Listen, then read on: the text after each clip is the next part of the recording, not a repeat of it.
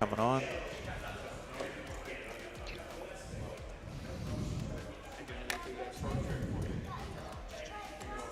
You're good. Ray, welcome. Good morning, everyone. Welcome to Summer Bash 4 here at Finishers HQ in beautiful Bethlehem, Pennsylvania. We've got an awesome day of cards. We've got 12 matches here today, including 3 title fights, one vacant one.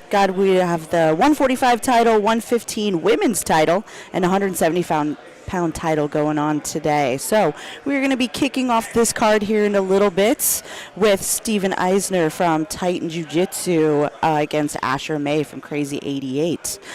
And then we've got a lot of amazing matches here today, a lot of returning finishers, veterans, right? And also, my name is Jillian Peterson. I am also joined here by Laura Kent. Hello, hello. Right. Right, we'll be kicking off the action in a little bit, but a little bit about the action you're going to see later on.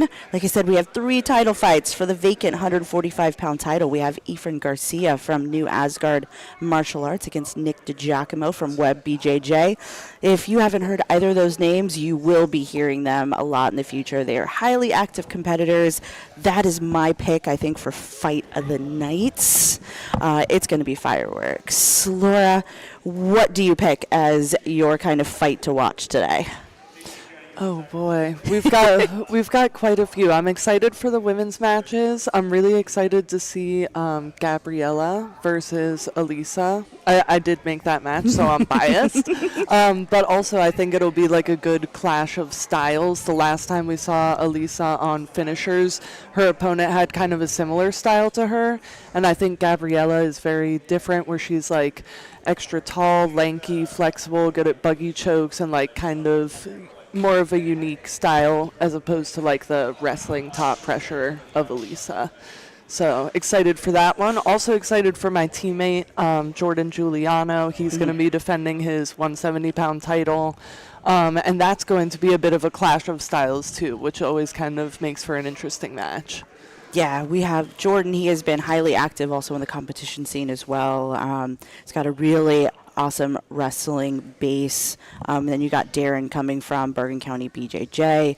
His style definitely very different. That one's going to be your classic wrestler versus grappler kind of match, and that's going to be for our main event for the 170-pound title later on today. I love that we have 3 women's matches here today. Good job, Laura. Good job. I think women, they bring it. They kill it. They're always so much fun to watch.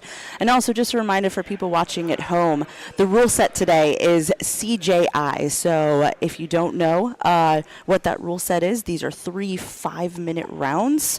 A submission will just win the entire match. But each round, there will be a judge's scorecard with a 10-point must system. And then at the end of 3 rounds, it goes to a judge's decision. So it is scored each round. But again, if you just get that sub, you just win. So it's going to make for some exciting matches. Cardio is a huge factor, especially with the 3 5-minute rounds. And we have got some really exciting matches here today. I know we're going to get it kicked off pretty soon. But welcome to FloGrappling's YouTube channel. Normally this is on regular Flo, but welcome to everyone watching free on YouTube right now.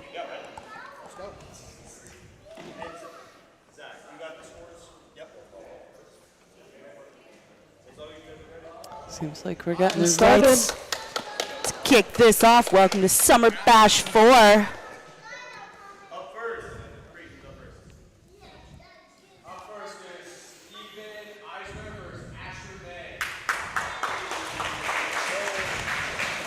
Great. So we got Steven Eisner from Titan Jiu-Jitsu. He is in the black and white rash guard. And then you have Asher May from Crazy 88. He's also in the black and blue rash guard. Ooh, nice heavy collar tie there. If he wasn't awake, he is now. All right, Asher goes to sit. He's playing this like sideways open guard here. Ooh, he's rolling under for the legs. Ooh, he's in on top. Ooh, he's got options. He's got knee bars. He's got heel hooks. Look, he's trying to get to that knee bar, trying to push it off to the side. Yeah, he seems close. That looks pretty tight. He's losing it now. Yeah, it looks like Steven. Oh, we got a tap. Oh, wow. Okay. That was an interesting angle to get that, too. Yeah, because it I looks thought he like was Steven, kind of it looks turning. like he was getting that knee line free, but knee bar finish. Well, that was a quick one. That was. I mean, man, you never know. Some of these guys, they're like, nah, I don't want to do 3 5-minute rounds. I want to get this done early and out of there. All right, so congrats to Asher definitely May. the preferred way. 3 5s is hard.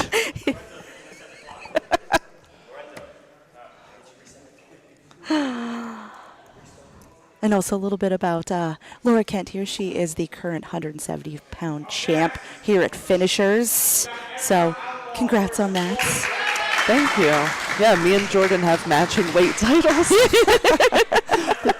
Right, here we go. So next match is Ezra Outlaw from Henzo Gracie, PA. He is in the full black kit there against George Whitehead from B Team, New Jersey.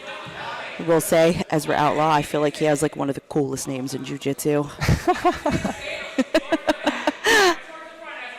And Ezra's a beast. Like he's got great wrestling. I know he just competed in Naga last weekend where I believe he took third in the men's absolute, which the men's absolute is, it's something crazy to do, honestly. Stacked. It's stacked.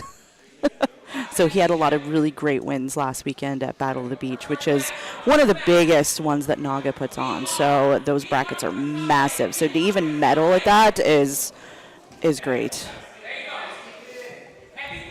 Right, so George is playing this butterfly half guard here, trying to get some wrist control, looking to elevate him and sweep him over. But Ezra is a very tough man to move. Ooh, looks like he's trying to pull under, maybe to get to like single leg X.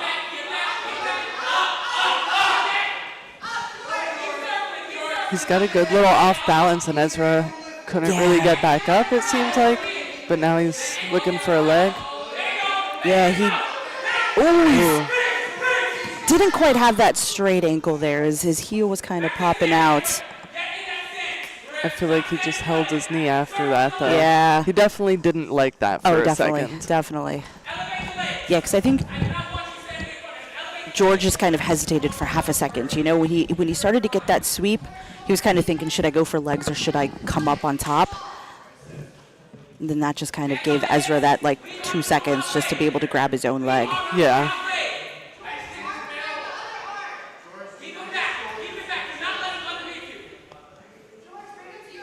Yeah, so I think Ezra's trying to play a little bit lower because he realizes that George his goal is to elevate, whether it's a sweep or to try and come under for a leg, so he's trying to keep a lower base. All right, so we're getting a call for action here.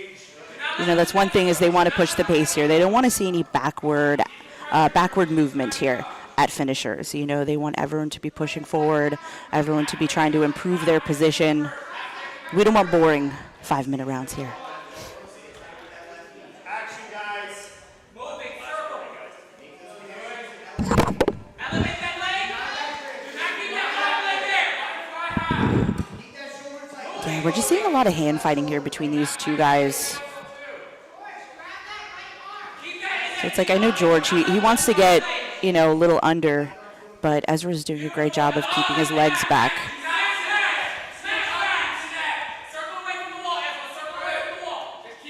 Right, so Ezra's trying to still pass slow on his knees here.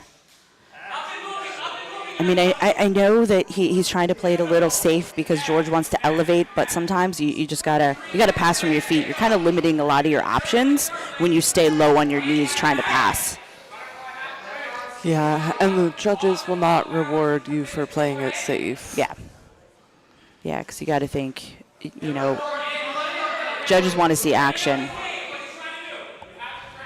It's not the obvious that a top person is going to win a round. It's whoever is most active, whoever's trying for the most sweeps or passes, trying to improve their position.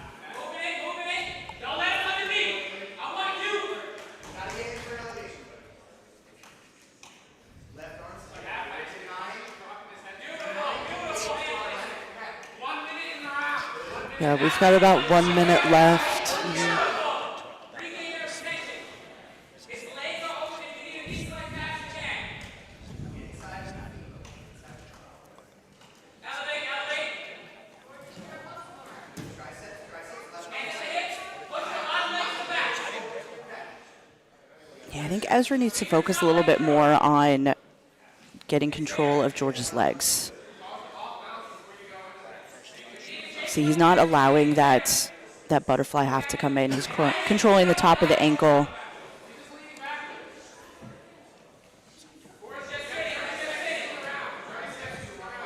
Right. About 20 seconds left of this round. We're getting called for action on top here.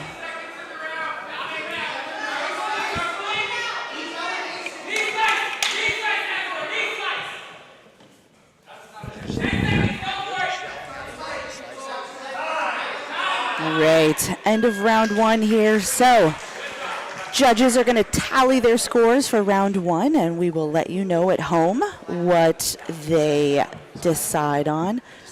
Right, so it looks like the judges' scores are in. All three judges are scoring at 10-9 for George Whitehead in round one.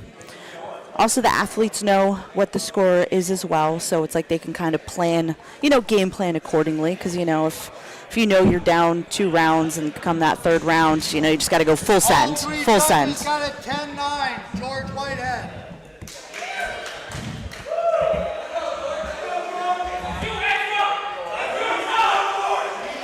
Yeah, I think that will probably be the cue to Ezra that he has to push the pace a little bit more in the next round if he wants to take it home.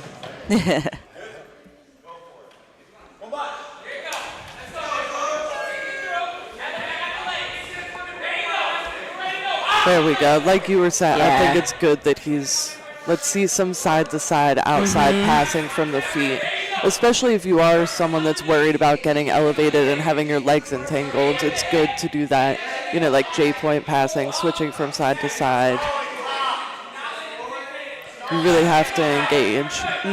I mean, it seems like we just got a stalling call for Ezra.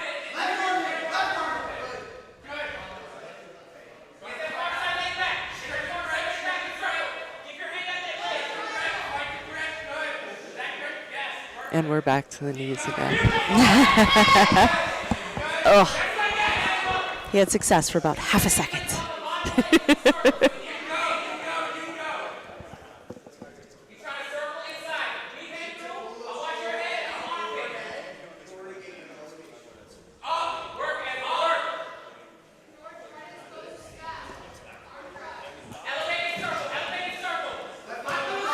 All right. We've got some. I know, he's got the north-south.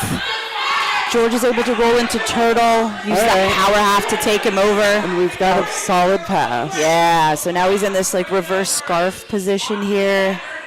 Yeah, this is really what he needed. Straight into mount. All right, now we're making some progress. Right? Here. Oh, nice kipping there. Yeah, Goes right right open into up the single leg legs. entanglement. Oh, he's belly down with that straight ankle here.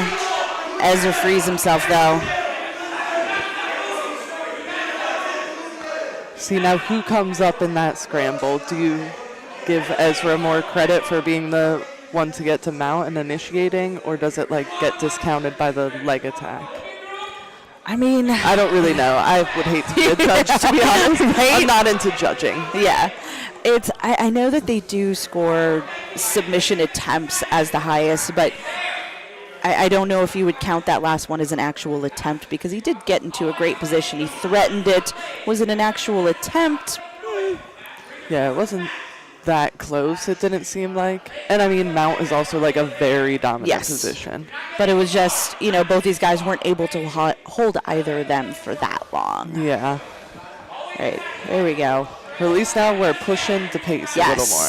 He's trying to pass from standing. It looks like he's having a little bit more success with this. Trying to control the legs instead of just trying to pressure and then hand fights. Yeah.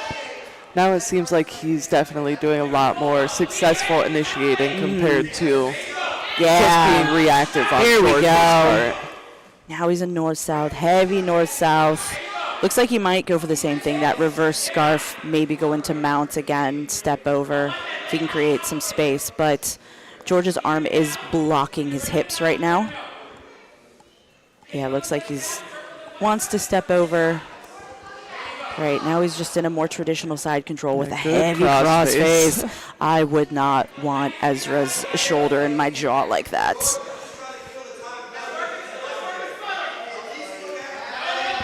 All right, nice little bumping escape there from George. He's able to create some space.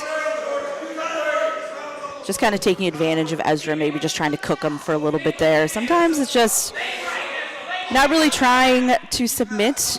You just want to make them rethink their jiu-jitsu life choices for a little while you're just heavy on top.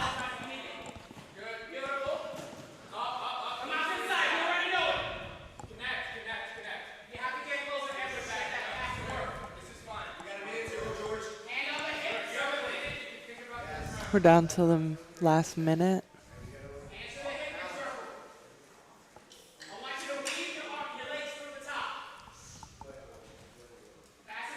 Right, George is trying to maybe recover like a closed guard, ends up in this open guard position.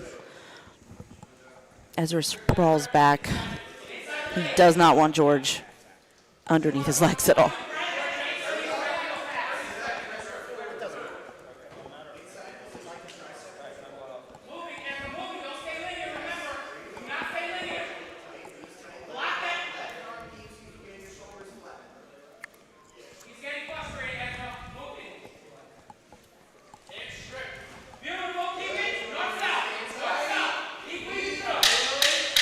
George is doing still an excellent job of framing with his legs. Great job at guard retention. Right, end of round 2 here.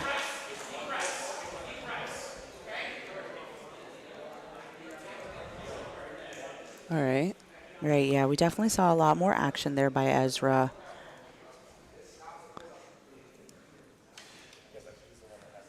So far, one judge has it for Ezra and one has it for George.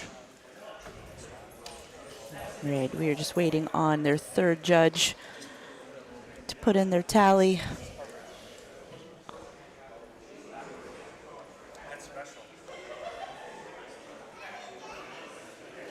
All right, all the judges are in. We have 2 judges scoring round 2, 10-9 for Ezra, and 1 judge scoring it 10-9 for George.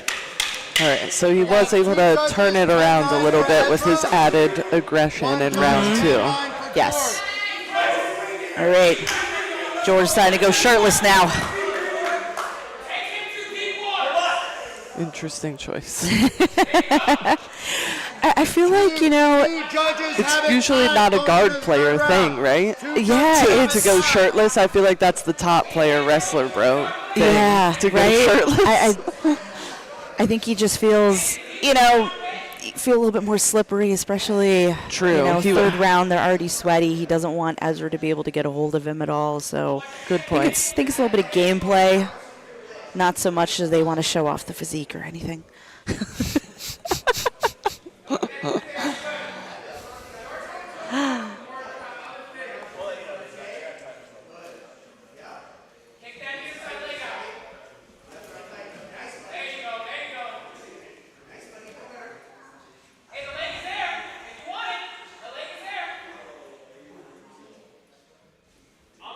Yeah, I think round 2, the one judge that gave it 10-9 for George, I think they might have seen that one submission attempt maybe gave him the round.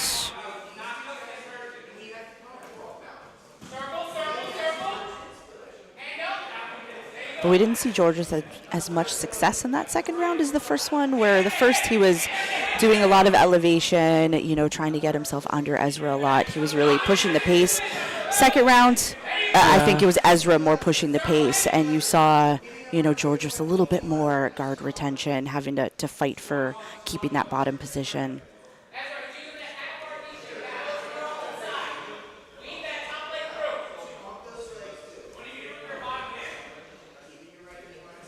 Yeah, I think George's his version of guard play, it feels like he's very he's a counter guard player. You know, he waits for the top person to move a little bit instead of creating his own offense from the bottom. Yeah, that's a tough style with this rule set.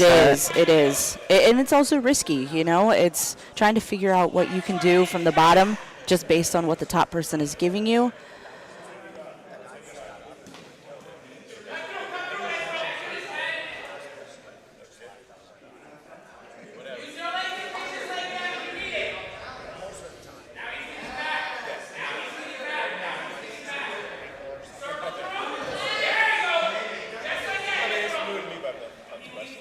I feel like this is a little bit more like the first round, though, where, you know, this one could slip away, especially considering one of the judges still went for George in round 2. Ooh! Oh, Ezra slips right out. Yeah. That's the other thing. He needs to do a little bit more, I think, to be able to really lock this one in for the third round. Yeah, especially going for leg locks in round 3 when these guys are probably already super slippery. It's going to be tough. Right. Ooh, George recovers that close guard.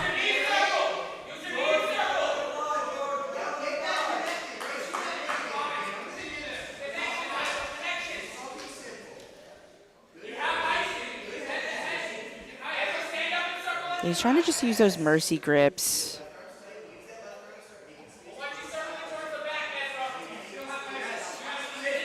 Yeah, you see, like, Ezra, he had some success with, like, the back step before, but he's got to get a little bit more pressure on top when he back steps. He's kind of giving George a little bit too much space then. Go 1 minute, don't leave it done.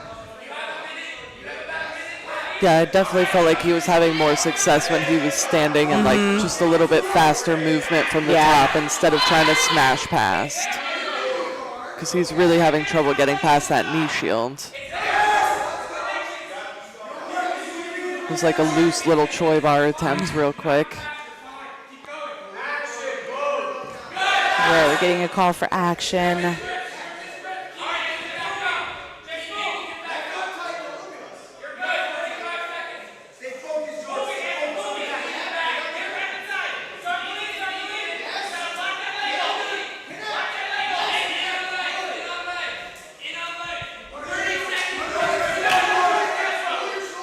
.30 seconds left in the last round. Ooh.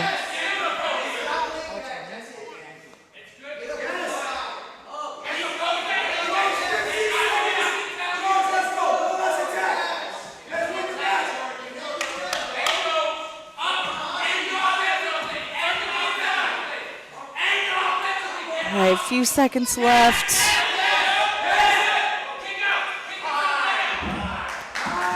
Ooh, all right. 15 minutes down. All right. Yeah, the judges saw that exactly how I thought they would. All right. About to announce the winner here. Both guys come into the center. Unanimous decision. 29-28, 30-27, 29-28 for your winner. Out of the red corner, George. Right. Your winner, George Whitehead, by unanimous decision with the judges.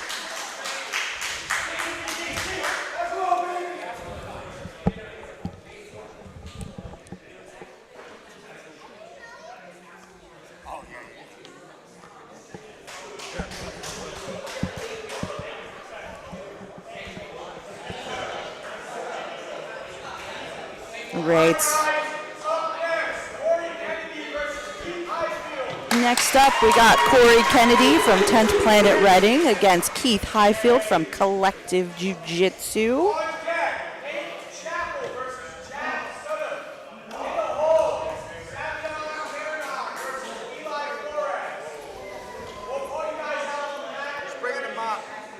All right, and also just a reminder to you folks at home, so we have got our next Finishers Open is going to be on September 27th. So if you've ever, wanted to compete on one of these Finishers cards, get your shot first at the Open, win some divisions, get your name known to them, and then you could be offered here a match here in one of these great finishers super fight cards. But again, the Open's coming up on September 27th. So sign up today on Smooth Comp. Also that day, we're going to have a women's WNO qualifier, who's #1 qualifier as well that day. Right, we've seen a couple of our winners, Sean Yadamarco, Isaac Cordova, they've all won the Who's #1 qualifier and gone on to compete on their show, which is also found on FloGrappling.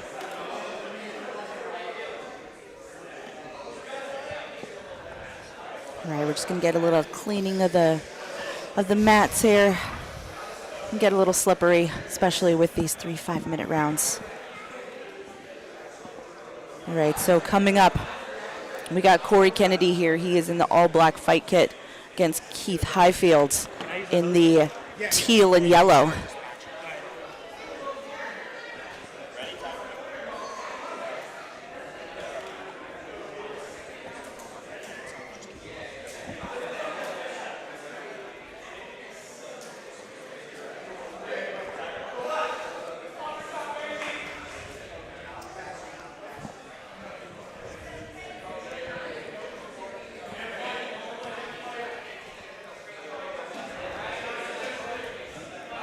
Right.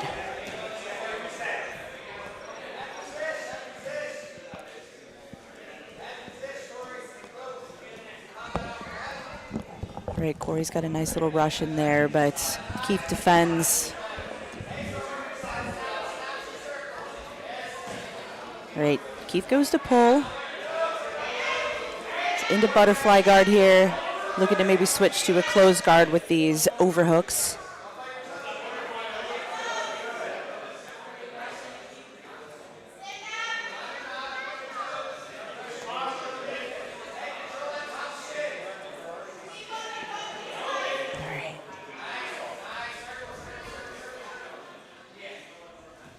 Yeah, Keith elevates. Looks like he wants to get in underneath to get to the legs. Oh, he's rolling through. Possible knee bar here. Yeah. Oh, this looks tight. Cory does a great job of trying to roll out. Cory's going to transition, or Keith is going to transition. Looks like he's trying to get a bite on a heel hook here. Cory's fighting the hands.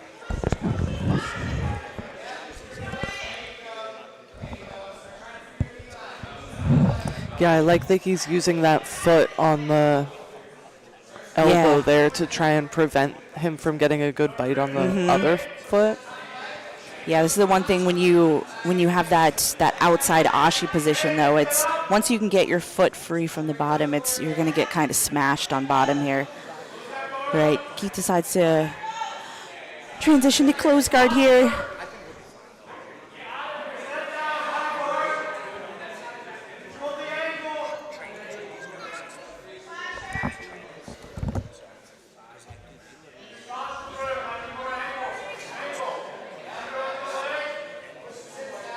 Right.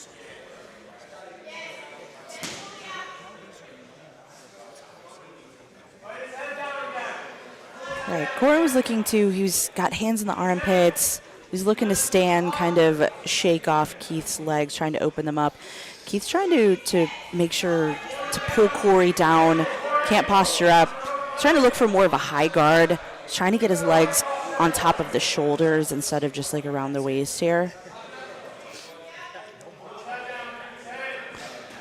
Yeah, I like that he's standing up to try and break the guard, but I definitely don't think just shake it. There we go. Yeah, you gotta get that knee in the butt. Knee more. Knee in the butt. Because, I mean, clearly Keith is a good guard player, so he's not just going to, like, easily fall off. Yeah, because sometimes you never tell, like, you can't tell. Like, you go to stand, and some guys, they can't keep that lock.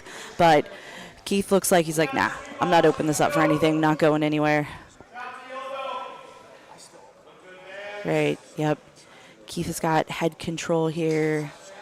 He's keeping Cory's posture broken. Oh, looks like we got a possible triangle attempt here. Cory's trying to get both of his arms back in. Great job defending.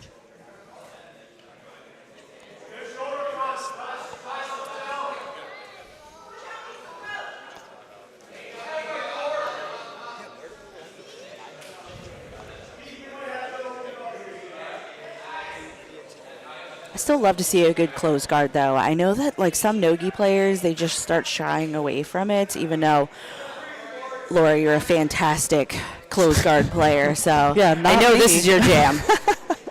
But I think you just see, like, some people, you know, it's harder to keep the grips, you know. It's much easier in gi when you can get collar grips to keep someone broken down, but Yeah. I still love to see a good close guard.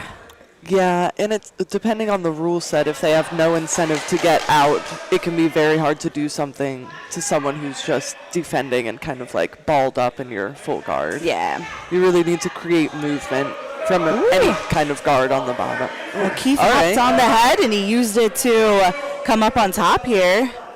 Looks like he might think about a Darce, possibly. But Cory's keeping that head pretty far back. Looks like he's trying to wrestle up for a second there, but Keith just heavy pressure, dropped him back down. I mean, we've just seen some nonstop attacks from Keith here. Oh, we've got a back take right at the end. Oh, Very short time, left. but okay. man, He's I mean, defended the hands. But yeah, I mean, that was definitely a dominant round, it feels like, by Keith. yeah, but also we're seeing some very deep breaths by Keith here as well. So Judges got a 10-9 for William Highfield. Well, yeah, we'll see if the cardio holds up for the next 2 rounds. yeah, so judges' scores are in. All 3 of them scored 10-9 for Keith Highfield.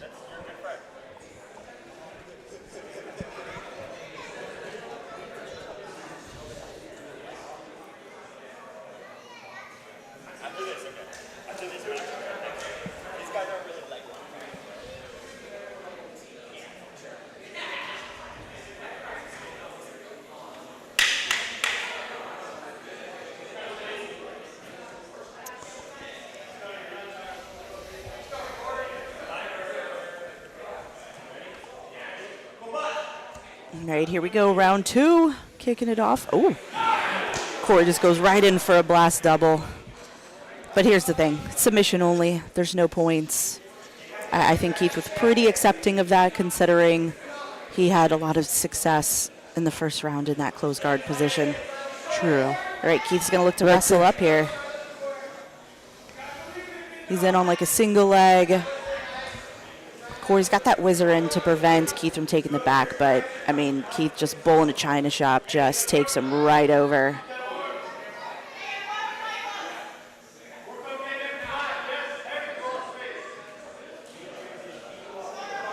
All right, we see Keith here in north-south. Cory's just trying to move side to side to recover his guard. It gets back into a half guard here.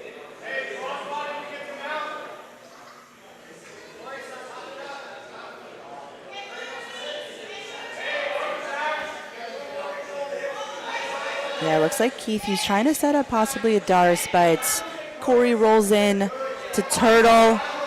Keith has got one hook in. He's got to try and turn him over to the other side, create some space. Got to get that bottom leg free. There we go. We've got the back take, possible body triangle getting locked up here.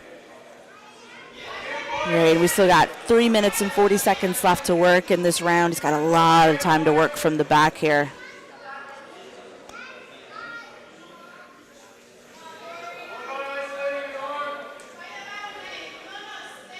Yeah, body triangles create such an extra obstacle. Like, on top of the fact that you're defending the neck, you really have to be moving those hips and trying to fight the legs to open them somehow so that you can shift your hips out and get them off your back. Yeah, you see Keith is doing a great job.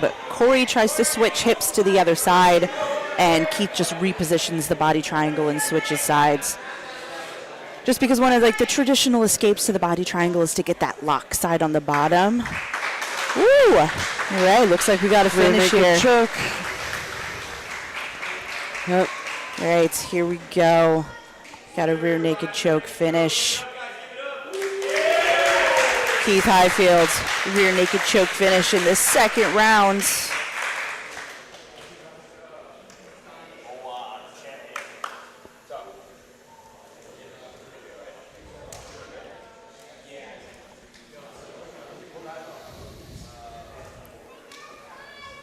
Right, next up here, We have Nate Chappell from 10th Planet Bloomsburg against Jack Sudduth from Calvert MMA. Savion Maranon versus Flores.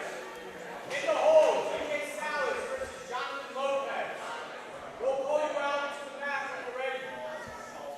I think, did he say we're taking a couple minutes? All right. I think that's what he said. Right, we're going to take a couple minutes here before we get this next one started.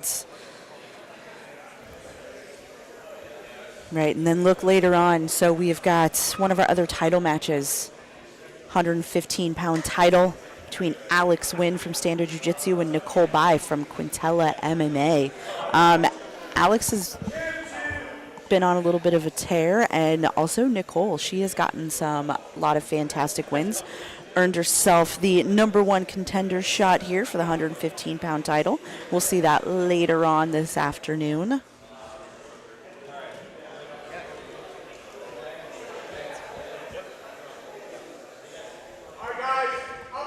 All right. We are rolling into the next one. Yep. Next one. Here we go.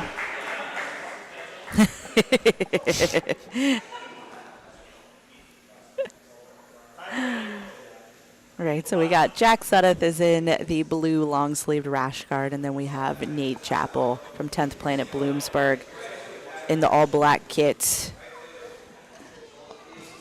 So both of these guys, highly active competitors. Jack, he competes all the time, whether it be no-gi, gi, super fights, tournaments. Jack is so active, always so much fun to watch. Ooh, tries to just hop into mount here.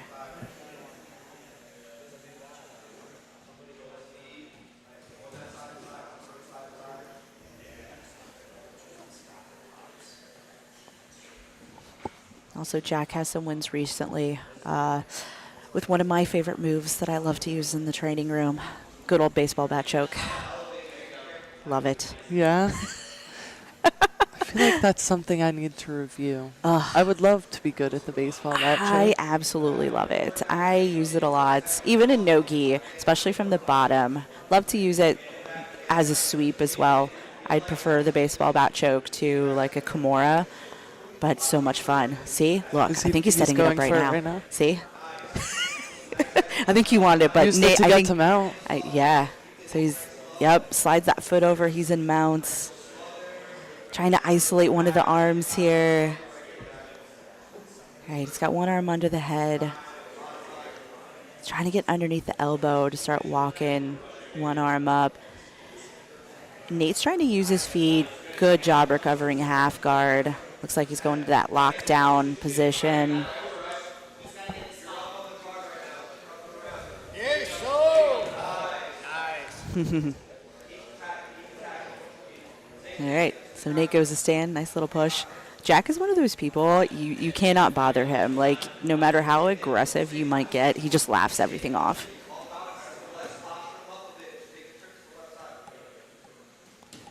All right, so Nate goes to pull. He's trying to stay sticky with, like, the butterfly hooks, but Jack was able to back out.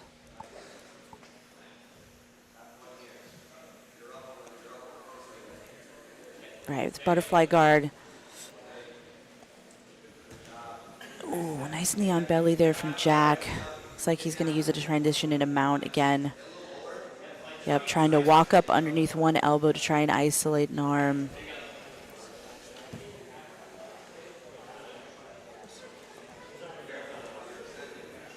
Ooh, I think Jack was maybe thinking about an ankle lock here.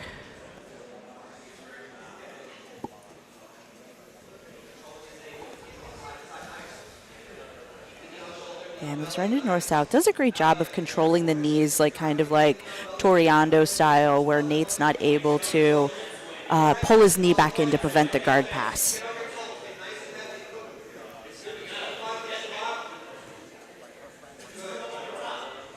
Looks like Nate was kind of thinking for a buggy.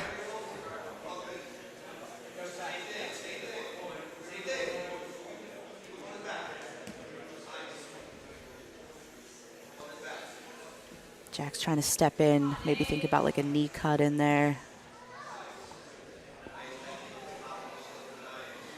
Ooh, nice smashing body lock pass right into the mount again. Ooh, thinking about an Ezekiel going on here.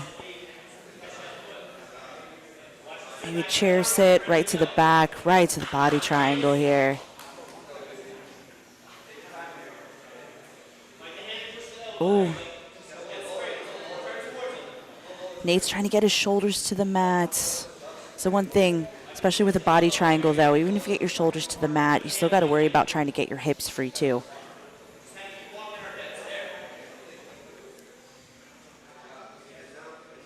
Smother. I love a good smother too. I always say every time I commentate, I'd like a smother count at the bottom. Just see how many smothers we see throughout the day. Because I do bring it up every time. Ooh, nice straight ankle lock here. I mean, ooh, like Jack said he was fine, but that looked pretty tight there. Yeah.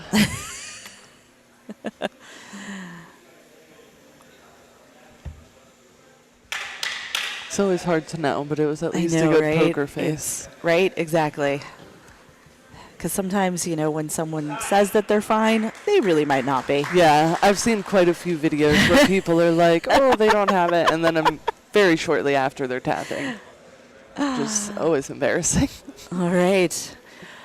All right, judges' scores are already in. So it looks like we have 2 judges scored Jack Sudduth 10-9, and we have 1 judge scored 10-8 to Jack Sudduth. Judges gave it a 10-9. 1 judge gave it a 10-8, all for Jack. Right, so 1 judge must have really seen that, you know, Jack was pretty dominant the entire time and that it warranted a 10-8 round.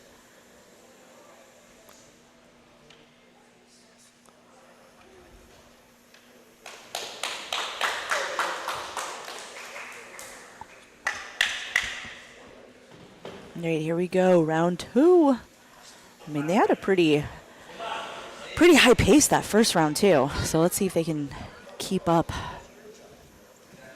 All right, Nate goes to pull. Goes right into single leg X here. Goes in for that ankle lock again. Jack's just trying to smash, like, which is can be appropriate. But he's got to worry about that foot on his hip, right? Well, he's kind of forcing it into a reap there.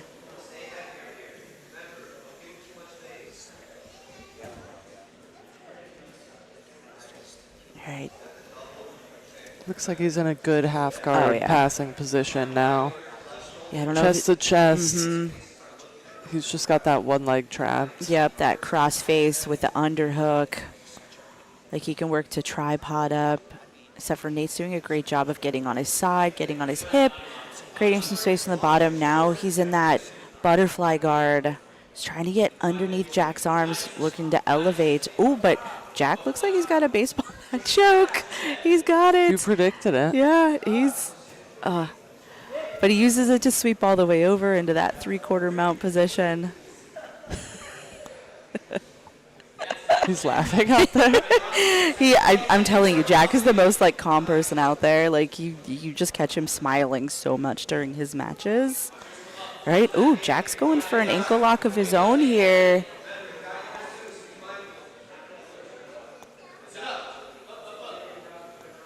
All right, so both guys were just kind of sitting for a half second, almost like a game of chicken, like who's going to get up first, and Jack decided, all right, it'll be my turn on top again. Ooh, we got a buggy attempt here. Looked a little too loose. All right. Looks like we're getting another back take right into the triangle here. Looks like Nate might be a little fatigued now. His movements are definitely a lot slower.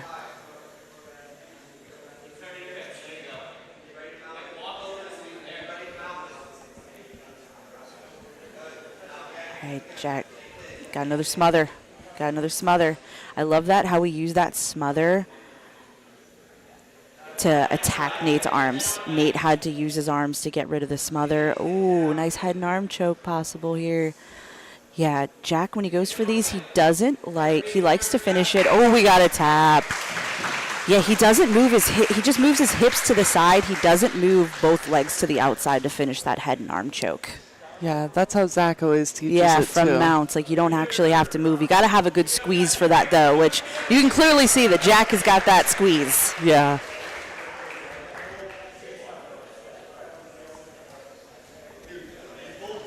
Right, and your winner, Jack Sudduth.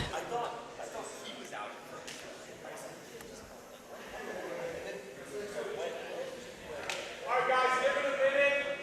Up next, we got Savion, Maranon versus Eli Flores. On deck, we got BJJ versus Jonathan Lopez. In the hole, we got Gabriella Bermudez versus... Right. Next up in a little bit, Savion Maranon from Notorious MMA against Eli Flores from 10th Planet Reading. Got a lot of your 10th Planet folks here on the card today.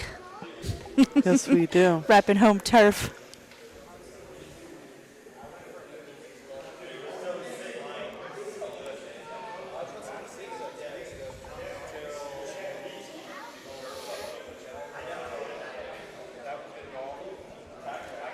Right. Yeah, and up next, Savion Maranon. He is no stranger to competition. He's a brown belt, very active competitor. I believe he held a title for Fight to Win. Has a very impressive record. I believe it's like 6-2 for Fight to Win. Competes on a lot of different promotions. You know, really excited to have him here at Finishers.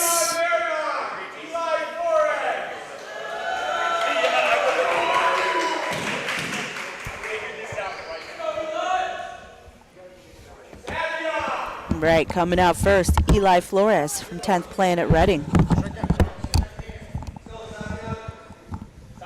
All right, Savion in the brown and black with the amazing hair. Ooh, nice little uchi there. Yeah. Ooh, he's got to be careful though. Looks like Savion might come out on top for this. He's got that body lock. Right, both these guys are kind of on their hips, not trying to concede the position here and end up on bottom. So yeah, Eli had that overhook to get that nice Uchimata there. Ooh, now he ends up bottom, not quite closed guard. He's got an open guard here. He's got that overhook.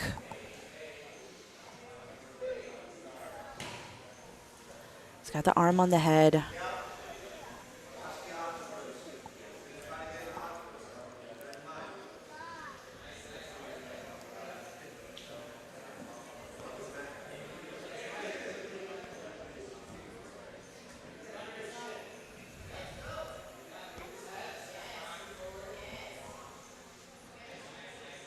Right, Eli's trying to use that frame. He's got that forearm like right in the jaw.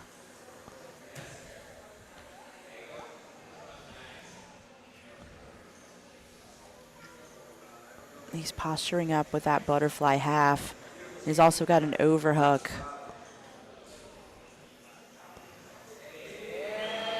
Ooh, nice sweep there. Severed still. Both these guys are still scrambling for that top position. I mean, Eli is technically on top now. He's trying to settle his legs through. Maybe go right into a mount. Or he's trying to lock up maybe like a Darce or choke from this position.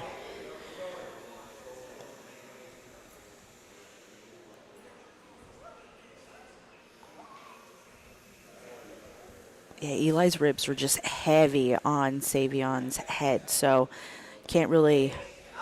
Ooh, right into a leg entry here.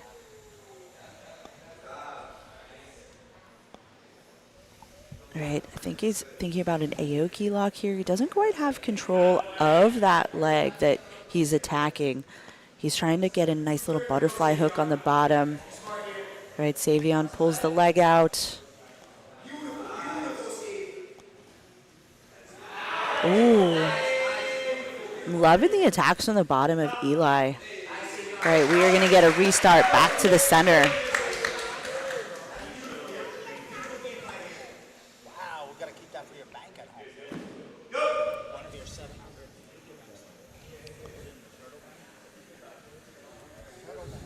All right, 2 minutes left in round one.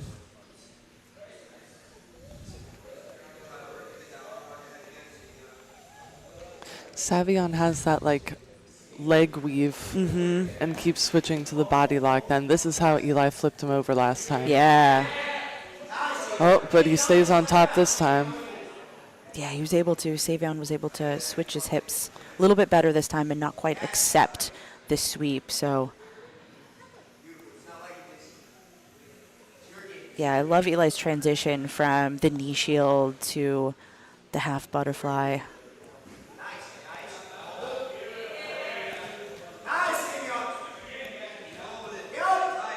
Ooh, he gets the pass this time.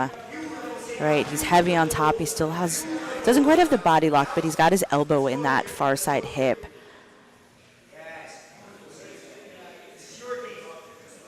Right, Eli's got a frame on his arm, so Savion can't really get in that heavy cross face to pressure even more on the head.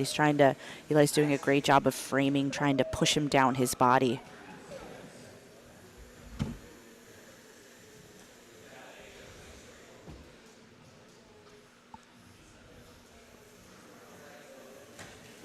Ooh. Nice step over into north-south here. Eli's trying to frame on the hips. Trying to slide his legs out side to side.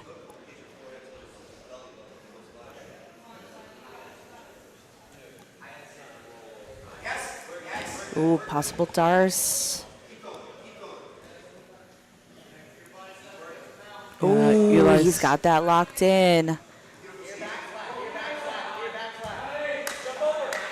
Ooh, that was nice good defense. scramble. Great defense by Eli there. Ooh, man, Those are pretty intense. That one's hard to judge because I feel like Eli had, more of the attacks in control the first All half, three judges got a 10-9 for Savion.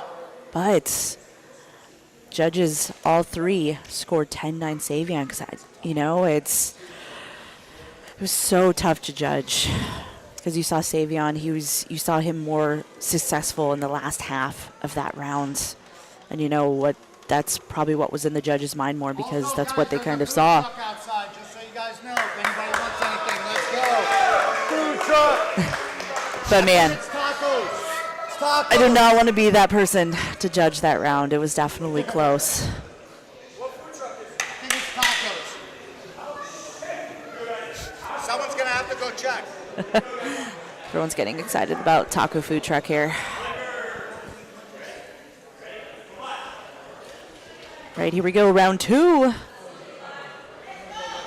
Ooh, goes right in for that double. Yeah. I love that hook and elevation that Eli has. Ooh, maybe a possible mirror lock here. Oh, yeah. Hey, he's got that foot on the hip. Nice. Yeah, that was definitely tight. Like, Savion had to defend it by just... He's still trying to straight arm. Yeah. Still got a possible attack here.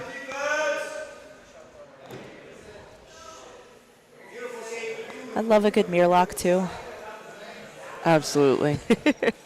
It's a favorite of mine. Mine, too. Mine, too.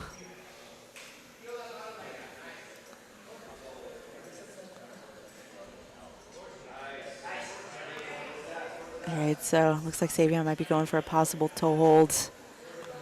Yeah, Eli needs to get his hands involved again. I was liking when he was peeling the Yeah, legs. ooh, he's getting that foot pushed.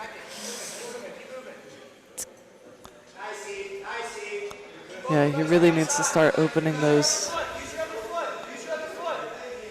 Yeah, he's got to start working, using his arms to kind of pry off the legs a little bit, start working to turn.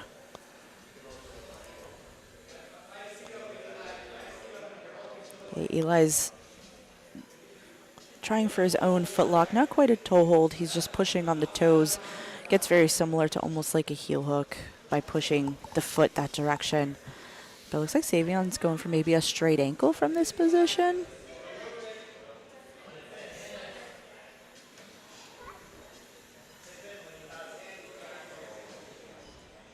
Yeah, and he's got both of Eli's legs trapped in between his triangled legs. Yeah. Looks like Eli almost has one back. Oh, yeah. Yeah.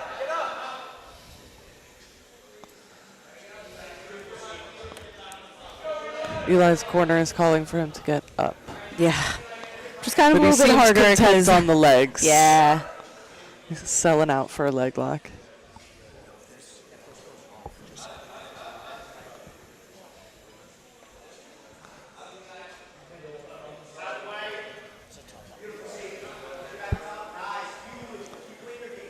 All right, Savion's just going for more of his smash passing. Scott going for like kind of this navy ride here.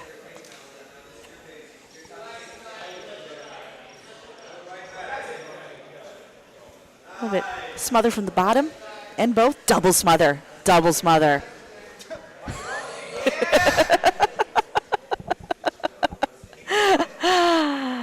Oh, I love it.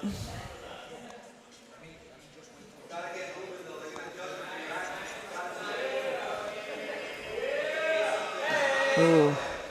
Nice little off balance from the butterflies again.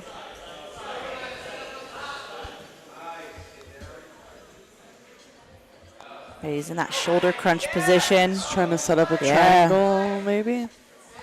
Yeah, but Savion was keeping that knee connected to his own elbow, not giving Eli any room to be able to get that other leg through.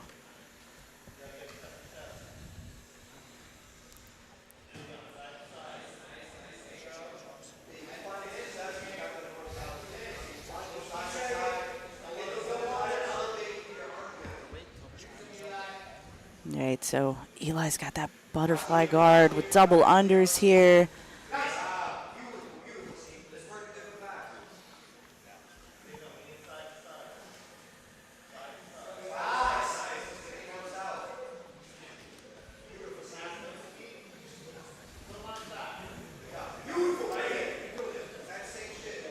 Ooh, he's trying to settle into that north-south.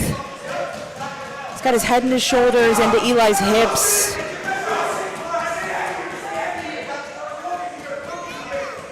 All right, comes around to the side, heavy on top here. He's got both of Eli's arms trapped.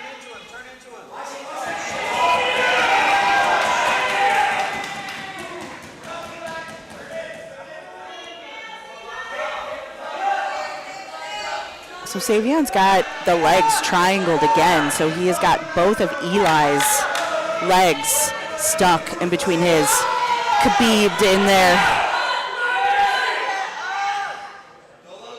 It's the end of the round.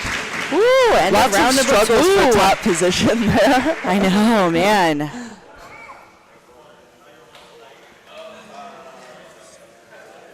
Hey, same thing. All three judges saw 10-9 for Savion.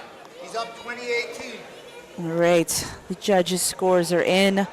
All three judges have scored at 10-9 Savion, so he is up 20-18 going into round number 3.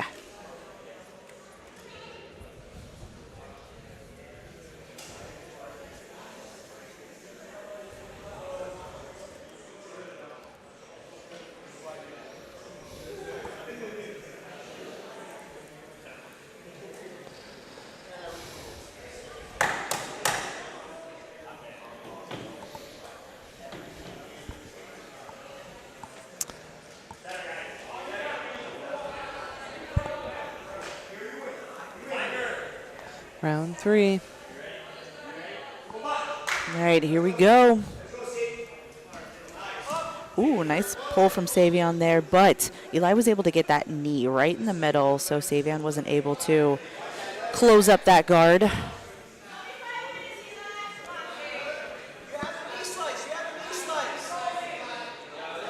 Yep, so Eli Ooh, he's got to be careful of the back take here. Ooh, but he goes right into scarf. Nice heavy scarf. Ooh, He's trying to smother him from the here. Scarf. Love it. Interesting Love to choice. see it. I mean, because he wants Savion to unlock his own arms, because Savion is defending by keeping his arms attached to his back. So when you throw in that smother on the face, Savion has got to use his hands to pull that free.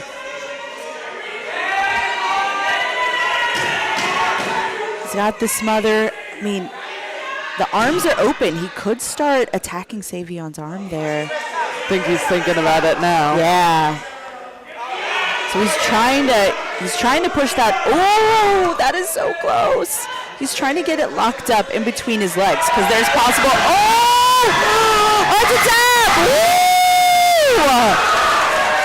Wow. And Eli manages to come back. Down 2 rounds and gets the sub in the 3rd. Wow. Down 2 rounds. Comes back and gets the Americana from Scarf. Wow. Ooh.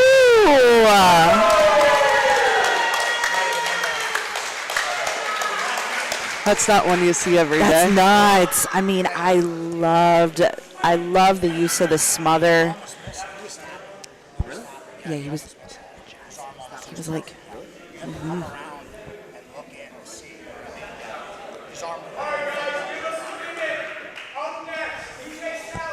man, whew, that was a highlight reel finish for sure. Yeah. And when he needed it the most. Yeah.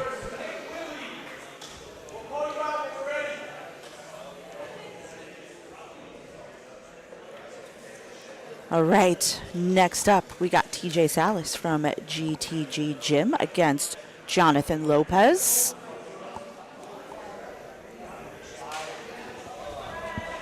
Right, we saw Lopez recently. He was just at the 155-pound bracket that we just had at Money in the Bank, where he went 1-1 on the day. So he's already back competing.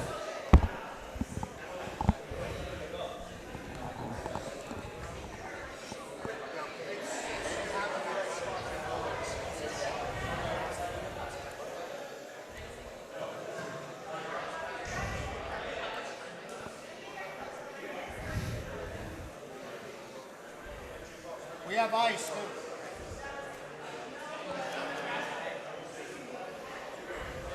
He's coming. Can you grab some ice? And also coming up September 27th, Finishers Open 21. So anyone that's looking to compete, they have divisions for men and women, beginner to advanced, white to black belts, all different weight levels. Go ahead, sign up, come on out here, compete at a Finishers Open. It's a lot of fun. So if your goal is to get on one of these Finishers cards one day, come out, compete on the Open, get your name out there. Also, there's a women's Who's Number One qualifier that same day. All right, so we got Jonathan Lopez is in the red shorts and TJ Salis is in the black rash guard and white shorts.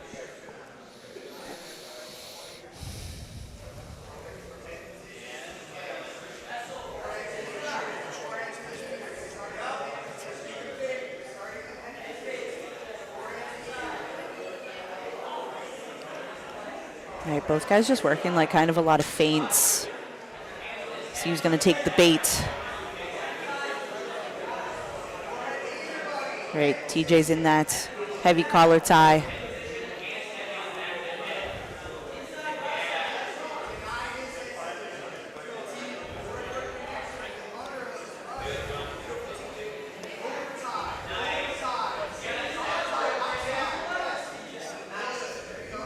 Right, so TJ pulls right into butterfly guard here. Ooh, he's got the double unders. Even if he can't pull him back, I feel like he could just Come up. grapplers lift right up and just kind of take him over. Yes, I've seen PJ Barch is good at that. Yes. I love it because you assume someone's going to want to, pull you on top for the butterfly hooks. But if your posture is too high, when someone's got double unders, you could just go right over to the side. All right, so TJ's got this closed guard here now. Ooh, he's looking to moving into rubber guard. Trying to clear the neck. Very forcibly. Yeah. In a way that concerns me Yeah, for his 'cause knees. Also, the problem is, Lopez, he's got like a body lock underneath, which. Yeah, he's too flat on it's- his back, and it makes it hard to get that good rubber guard angle. Yeah. You really need to be more on your side.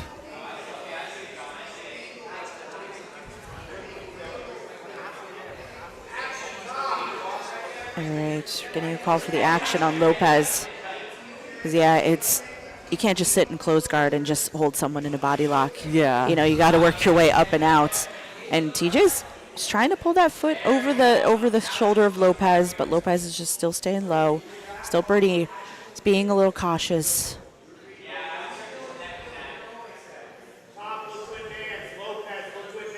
All right, calling for Lopez.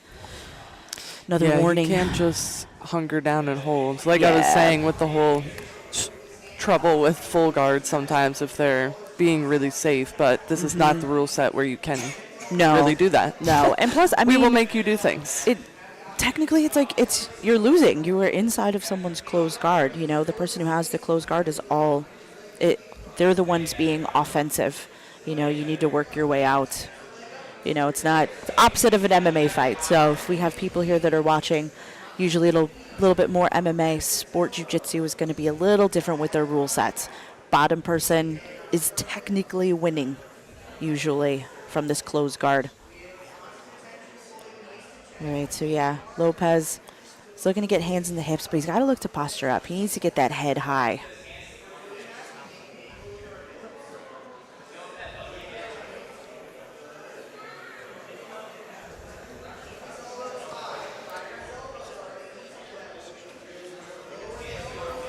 Yeah, TJ's got to start digging in maybe for some overhooks, underhooks, just because Lopez is almost giving that to him by keeping his arms out to the side. Ooh. Yeah. So maybe just trying to... Interesting.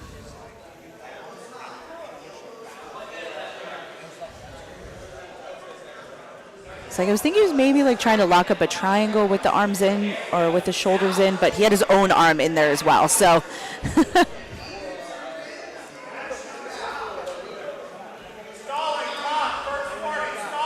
all right. We've got our first stalling call. First stalling. All right, still got a minute left. Oh, another smother. Love it.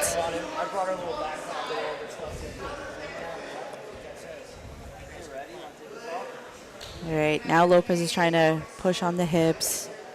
Yeah, he at least released the body lock.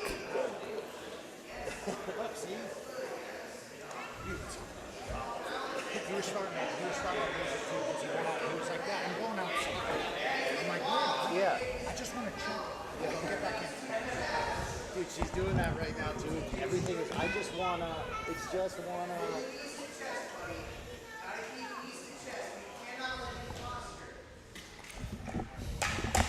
All right, short time.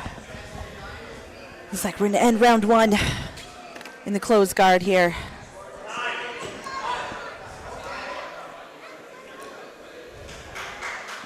All right, round one is over. Saw a lot of closed guard action. Got it 10-9, TJ Salis. Right, judges are in. 10-9. All TJ. Oh, looks like we got a water spill. It's like the UFC that time. Jeez, spilled water. Zoom in on the water. Please don't.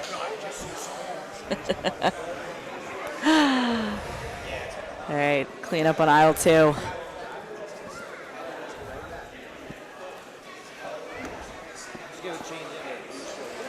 All right, so I think, for this round 2, Lopez, he's got to figure out, a way out of that closed guard. Yeah. He can't look to stay low. He's got to work his way to possibly stand. All right, here we go, round 2.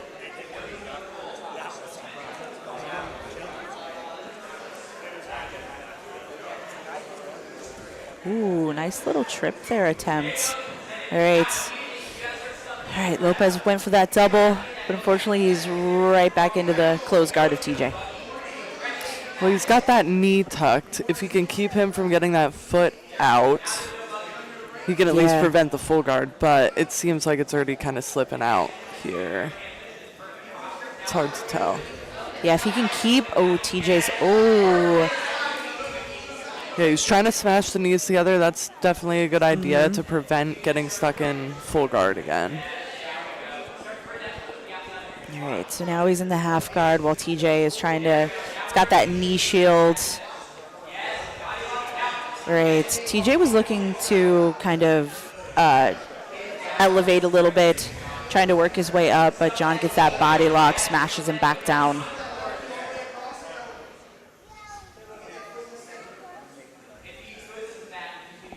right, TJ does a great job using frames, get that foot free.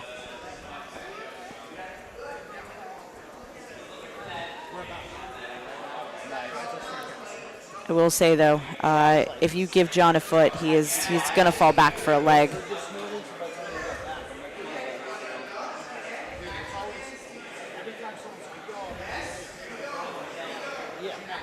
All right, looks like we're getting a little bit of the backside 50-50 action. Got a heel hook attempt. Ooh, Lopez is trying to roll out here, but TJ's got a bite. Pretty solid. Like that.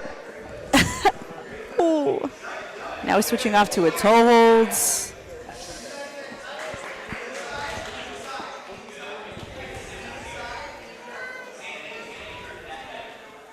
All right. Looking for K-guard.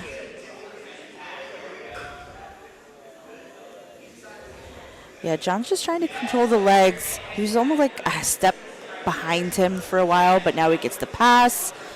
Right here in this gift wrap position, looking to take the back possibly.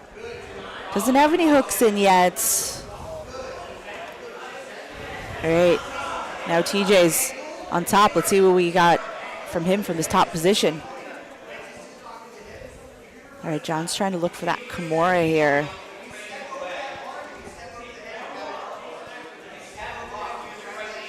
Oh, he's got that pretty locked in there. Oh, we got a tap. Yeah, that was solid. Wow.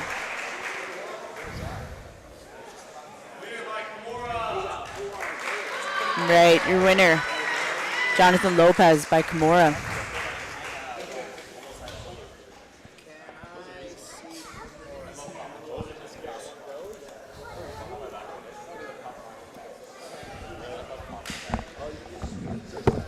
All right, we've got our first women's match up next. There we go. The ladies are up next. We got Gabriella Bermudez from Bergen County Jiu-Jitsu against Alyssa Couch from Freedom Jiu-Jitsu. Yeah, this is the one that I mentioned earlier that I'm very excited for. Alyssa has been on finishers a couple cards ago. I think Gabriella has only done finishers opens, so this is her first pro match. Love to see it. But she is an experienced now purple belt. She competes at ADCC opens, IBJJF. She is no stranger to the competition mats. So.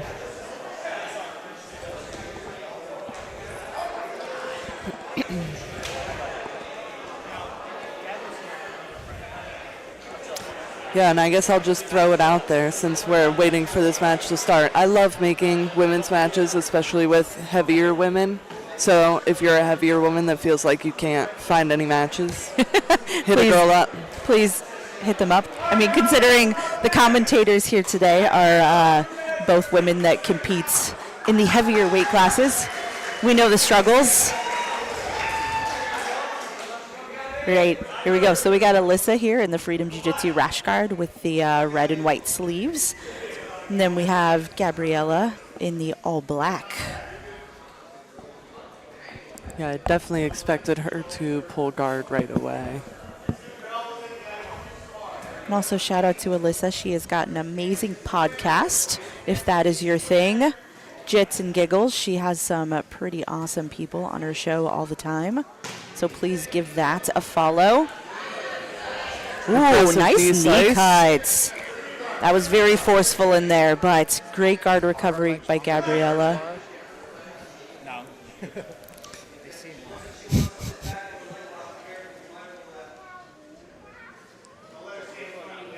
All right. Gabriella she's got one ankle, not quite in De La Hiva, but she does have one ankle. It's going to be harder for Alyssa to just to cut straight through. Now she gets pulled into Gabriella's close guard here. I will say I'm a little jealous. I am here with these short corgi legs, and you see Gabriella here with these long, made-for jiu-jitsu legs. Fellow tall girl. I'm the one, short girl problems. Like, I want to play a close guard game, but I physically cannot keep a close guard when someone stands up. Like, it's just not possible. All right, so Gabriella, she's got a nice underhook on one of the legs here. Looks like she might transition high to guard. either, high guard. Possible arm bar here, too, if she can move the hips. All right, Alyssa's wise to it, pulls her arms free.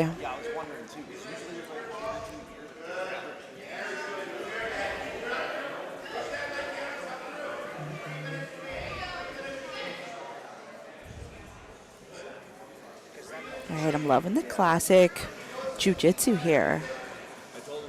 De La Hiva and no-gi, don't see it that often.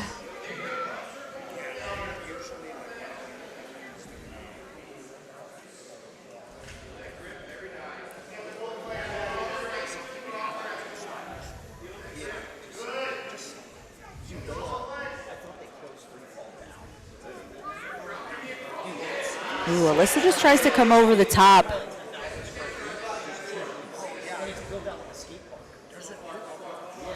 Ooh, nice K-guard. Ooh, reverse close guard. Yeah, reverse close guard here. She's going for that toe holds. Alyssa's got to watch that leg here. Gabriella needs to get her head in between the two legs more. Alyssa's pretty, or at least safer whenever both of her knees are on one side of Gabriella's body from this position. Trying That's to why pull she's that leg trying to- over. Yeah. Ooh, she's almost there, but Alyssa's trying to turn out. She might just... Oh, she could be going for her own leg attack here. I can't tell what it is because it's on the other side, but yeah, she's going for something over there. Gabriella gets on top. Looks like she has that lat trap too. Like Alyssa's arms across the body and she's got it trapped. All right, Alyssa goes into turtle here. Oh, nice back take by Gabriella. She's got a minute and a half to work here. Looking for that body triangle, but Alyssa's trying to get the shoulders to the mat, trying to slide out.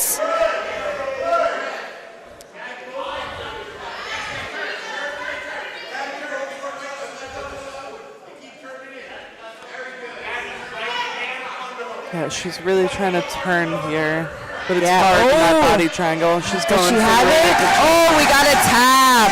Wow. What a debut by Gabriella Bermudez. Winner by rear naked choke.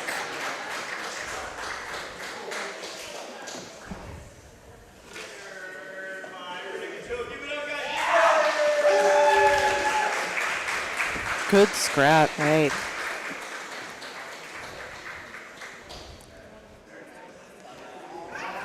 Right, next up, we have the battle of a couple black belts.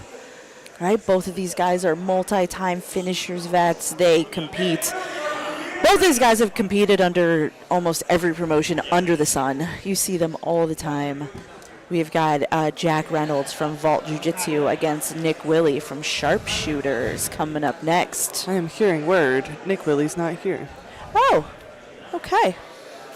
Well, we might not have this one then. We might be moving on. We might just move on. We might be moving on to another match. So we will keep you posted on that. We might be taking a minute or two break here to get this figured out.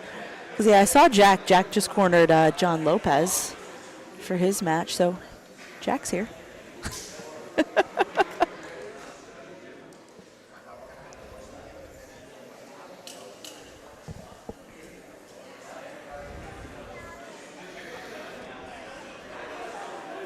in the meantime, can you just tell him that he's not here? And then we gotta see if the next two guys are ready. He's not, yeah. We're gonna have to just give it a minute, see if the next two guys are ready.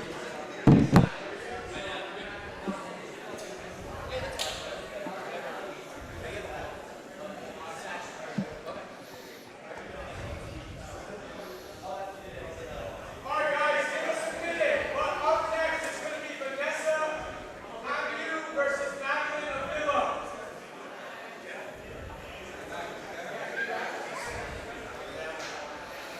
All right. So it looks like we might be skipping that match for right now. For right now. Possibly. Hopefully we could, it'll still happen today. But we are moving on to another ladies match. He said he'll be here in 10 minutes. Well, he'll be here in 10 minutes, but we'll do the other match for now. Let him show up, get some time if he's cool with it. We'll do the, we'll do the next two at least.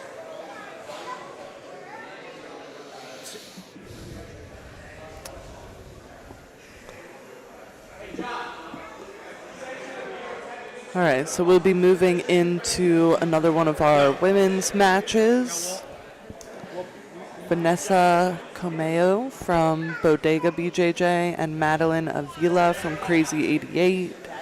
Yeah, Meline was just here a couple weeks ago. She was on the last card we had, Money in the Bank, where she got a win by a lovely rear naked strangle. Yeah, Ness was last seen on Survivor Series on the winning team. Just, hold on. I just gotta adjust something. I believe they made her MVP. Yeah, both these ladies, again, no stranger to competition. Meline competes all the time. I think this is the third match I've commentated of hers in the last, 4 weeks.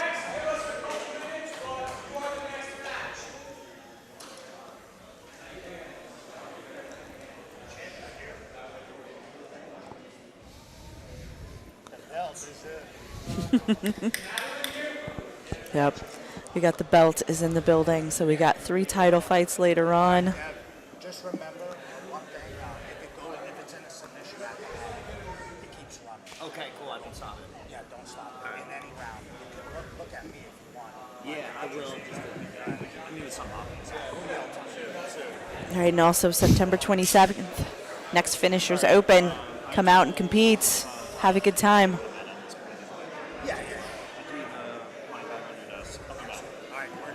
Yep, see you, Zach. Alright, and obviously everything's legal for all these matches. And later on, we got our vacant 145-pound title match between Ephraim Garcia from New Asgard against Nick Dejakamo from Web BJJ.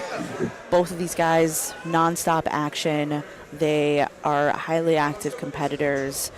You see both of them win recently. Ephraim was a kind of a last-minute addition, but he is always ready to go. He is so much fun to watch. Both of these guys, very high-paced. I know they're going to bring some fireworks to that match.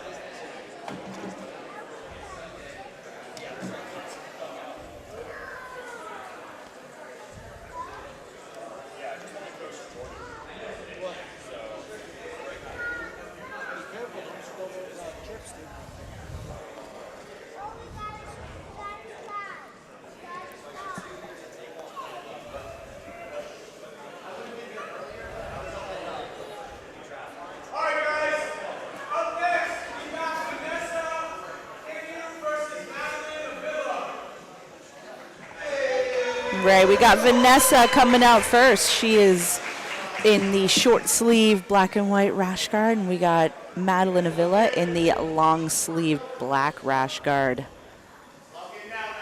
Oh, long sleeve. I was like, what is she going to use to separate these two? I was going to go with knee sleeve. I'd be like, man, did they coordinate their outfits before coming? Black on black is a good vibe, so I like it. It is. It's classic. It's classic. All All right, Matt's got a nice overhook here with some, but you see Vanessa's got the head positioning.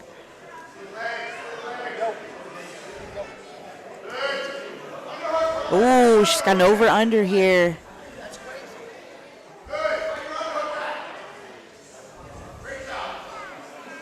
All right, now Madeline's got that overhook. All right, trying to get some separation here.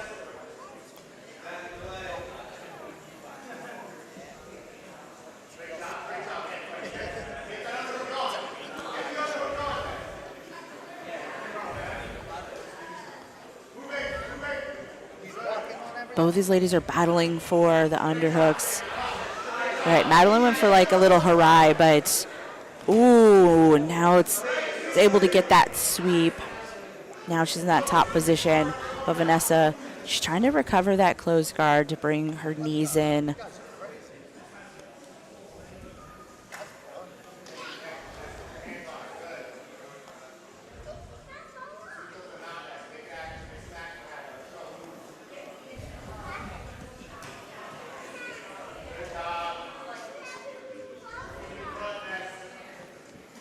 Ooh, this could be a possible back take here by Vanessa, but Madeline was able to square her hips back up.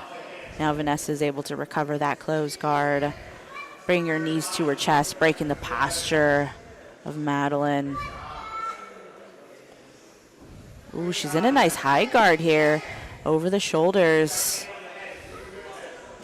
Madeline's she's doing a great job of stacking, but she doesn't want her arms to get too trapped in here. She's trying to just walk around the head. But she's got to be careful. Vanessa's got possible arm bars here if Madeline walks around too far. Madeline stands. Got to be careful. No slamming, obviously, in this.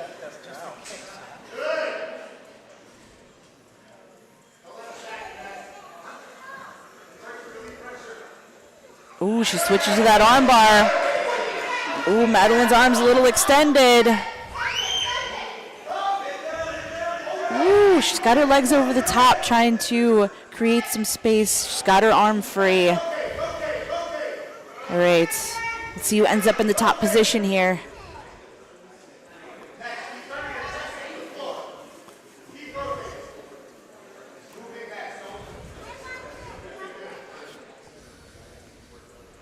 Vanessa's just trying to kind of sneak her way out from between Madeline's legs there.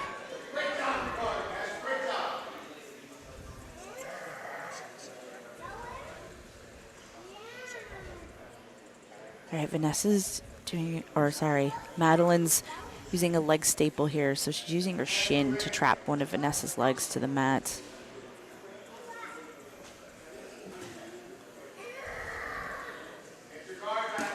Oh, Madeline was trying to force that knee cut. But Vanessa's got great guard recovery here. She's able to bring those legs back in immediately before Madeline's able to settle with a guard pass.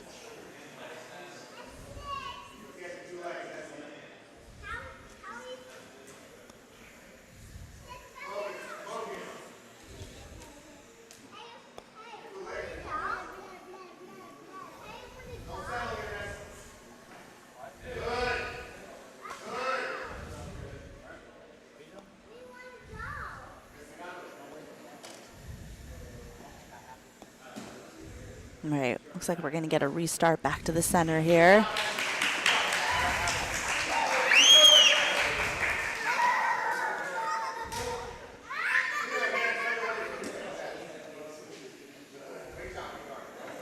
All right, Vanessa recollects that half guard here with that knee shield.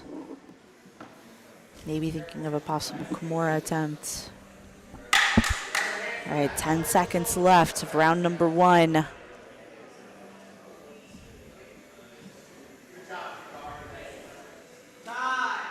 Great time. All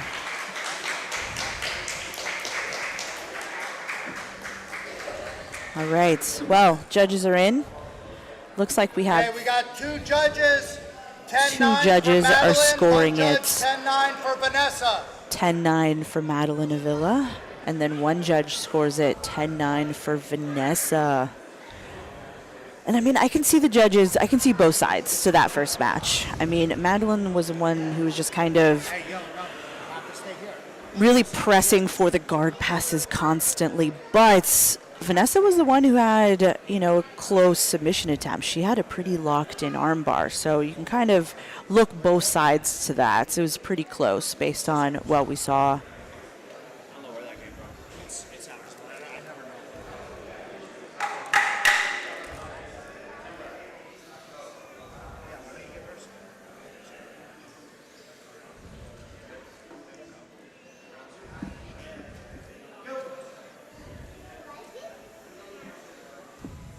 Right, so Vanessa goes to sit.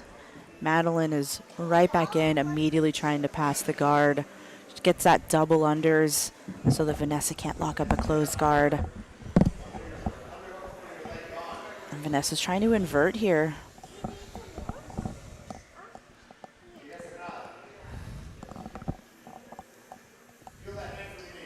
Yeah, Meline very much so, like, just kind of throws her weight into these guard passes too.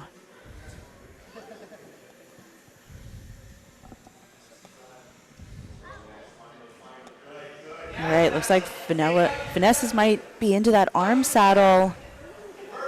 Yeah, she's hunting for it. Yep. Like she had a grip.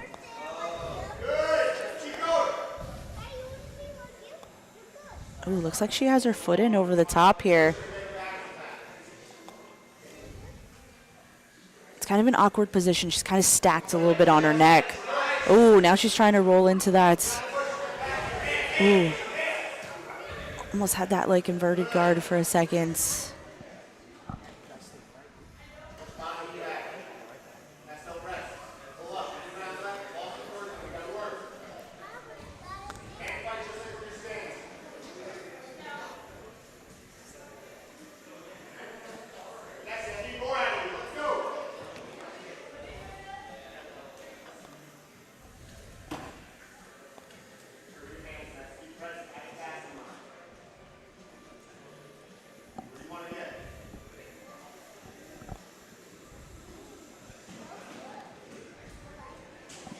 All right, Meline's just trying to smash that knee shield of Vanessa. Right, she's trying to turn around into that north-south position, but again, Vanessa does a great job using her legs. Ooh, she's in on a guillotine attempt here, but Yeah, I almost tried to wrestle up a little bit, but Meline got out of it. Managed to stay on top.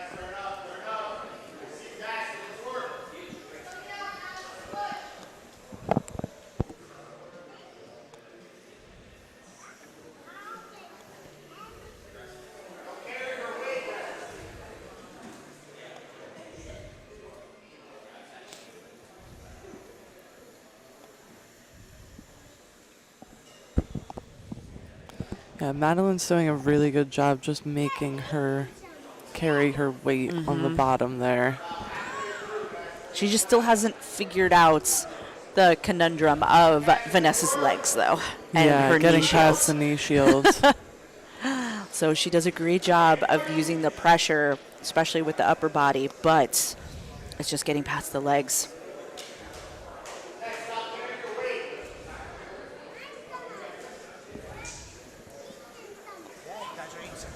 All right, still a little under 2 minutes left of this second round.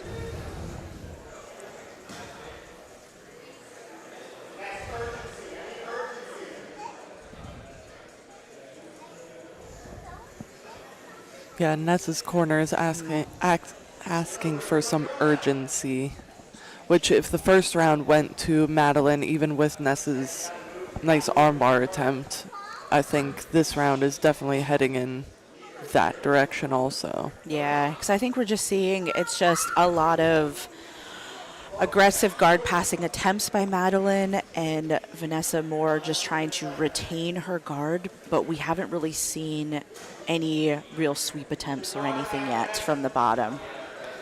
Yeah. I mean, I guess she has had a couple little, like, you know, the Choi bar attempt. But yeah, now Meline is chest to chest on top. pretty good half Yeah, guard so passing position. she's finally past the knee shield. So she's staying pretty heavy. She just needs to get, ooh, looks like she might slide into mount here. She's in 3/4 mount right now. All right, now she's in mount. Looks like she's trying to isolate an arm on one side. Yeah, there's just under 30 seconds left in this round. Doesn't have a lot of time to work.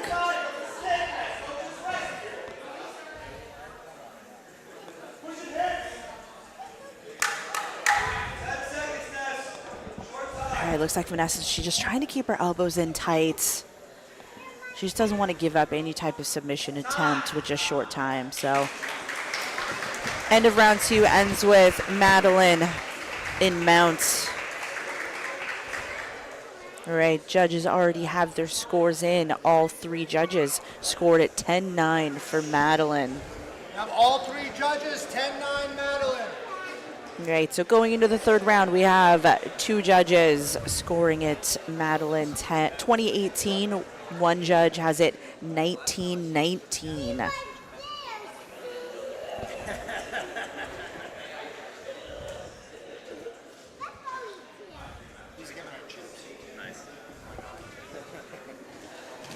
Yeah, I think Vanessa, if she attempts the same offense this 3rd round where she's trying to play a bottom game, I think she needs to focus a little bit more on trying to frame with the upper body and not allow Meline to get any type of upper body control.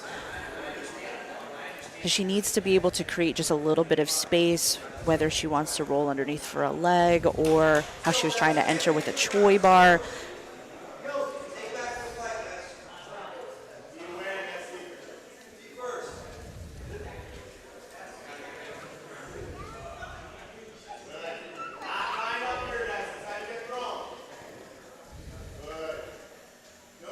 All right, ooh, Vanessa's got double unders here. She's going for the throw now. That was a nice, like she off-balanced her, looked like she was attempting to maybe hop onto the back. But Meline was able to square up with her.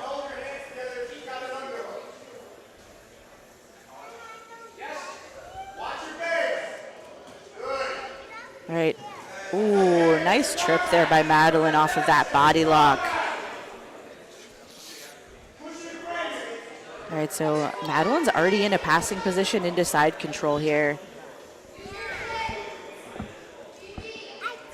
think she's just kind of content with cooking her a little bit, that shoulder pressure in there, moving into north-south.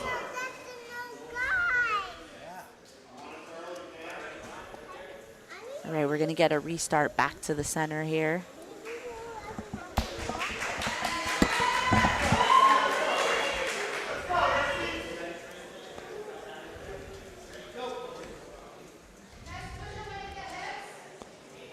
All right, so Vanessa, she's got her hands in the hips. She's going to try and create some space here. All right, Madeline's holding on to her ankle so that she probably can't start moving kind of left to right. She can't pop her legs up because sometimes you'll see some people try to take the back once they can create some space from the bottom.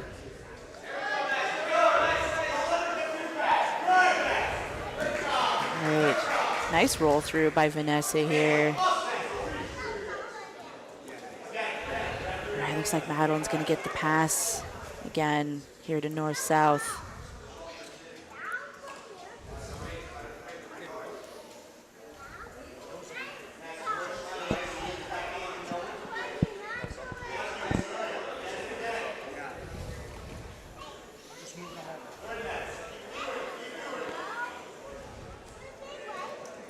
Ooh. Really nice transition to mount. Yeah, so she kind of waited for Vanessa to move her arm. Looked like she was attacking the Americana, but as she did that, she just immediately went into mount. She's still really heavy, so she could just pull her into a chair sit, into a back take here. But Vanessa's trying to get her back to the mat again.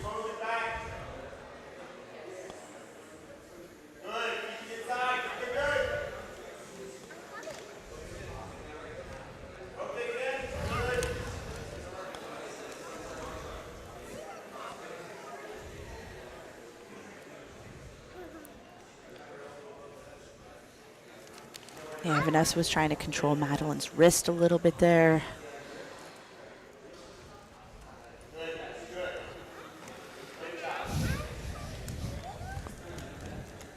Yeah, Vanessa still got a minute and a half to work here from this dominant mount position.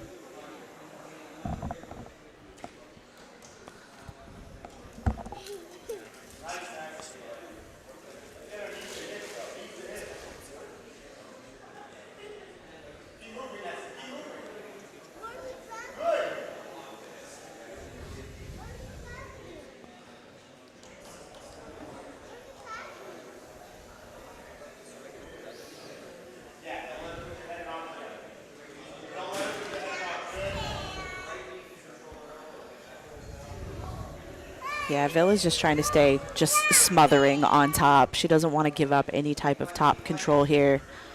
She doesn't want Vanessa to recover her guard at all. Looks like she's trying to push down on an arm. She's trying to isolate that far side arm. Possible arm lock or Americana.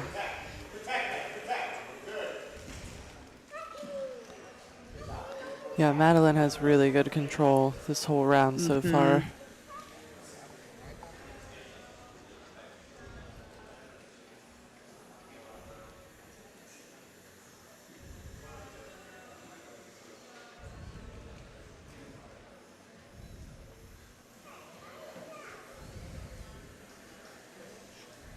Right, we're on short time here. Nessa rolls into turtle, trying to recover that guard, maybe possible go for a leg here.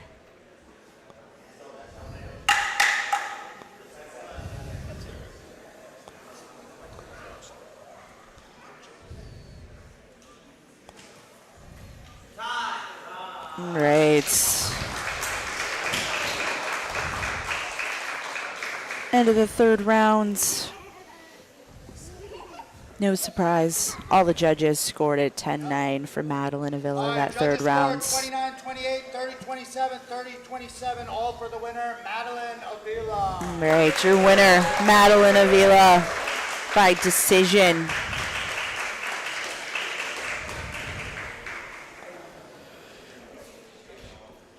Nice match. Good show of patience and control. Oh yeah, definitely. All right, guys, up next, we got John Reynolds versus Willie. On deck, we got Garcia versus Dejakamo. In the hole, we got Alyssa versus Komeo.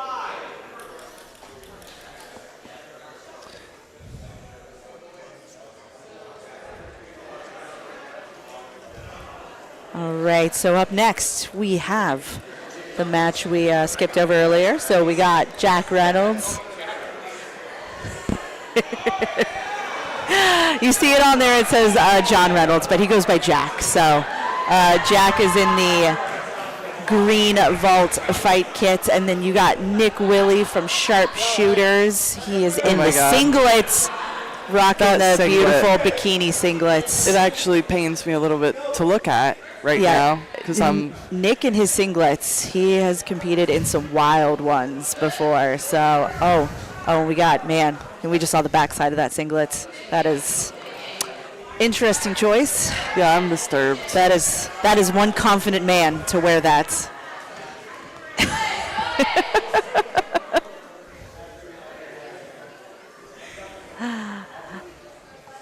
Obviously, like, you could tell Nick is very wrestling heavy. He's got really good top pressure. Jack, you see, actually he's got great game, both top and bottom. Like, he's got a really excellent rubber guard game. And then even with his foot sweep, that was a beautiful foot sweep by Jack there. Ends up on top. Ooh, might transition into a mount here, but Nick was able to build his base back up. Oh, wow. That backfired just a little. Yeah. That was nice, though. Well, it's good attempt. But someone with, like, a great low base like Nick, it's hard to get them over you when you're trying to go for some kind of a sacrifice throw. Yeah. They do call them sacrifice throws for a reason. I know, right?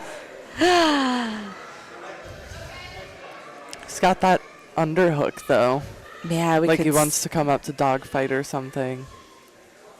Yeah, he's got to be careful if Nick wants to, try to set up a darce or anything here as well. All right, so yep, he's going to recover that guard. Nick's immediately got hands in the armpits. He's going to work to posture up because, yeah, it's no surprise. Jack's going to be looking for that rubber guard, possible Hinduatine.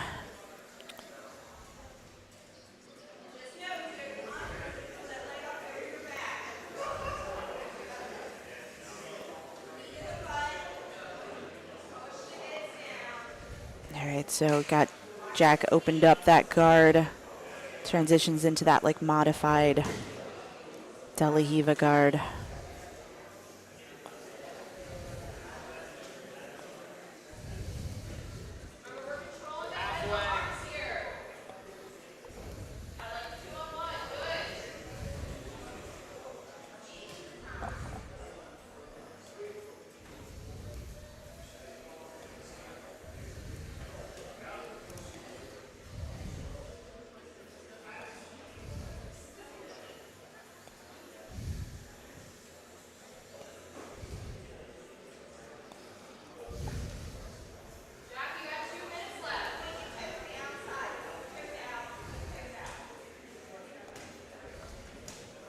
Ooh. Nice little aggressive knee cut through. Couldn't quite get all the way through. But Nick could move into mount or three-quarter mount. But Jack was able to kind of push that knee back in. Now he's got that, trying to get that knee shield back in, but Nick's pressure is usually pretty smothering from that half guard position on top.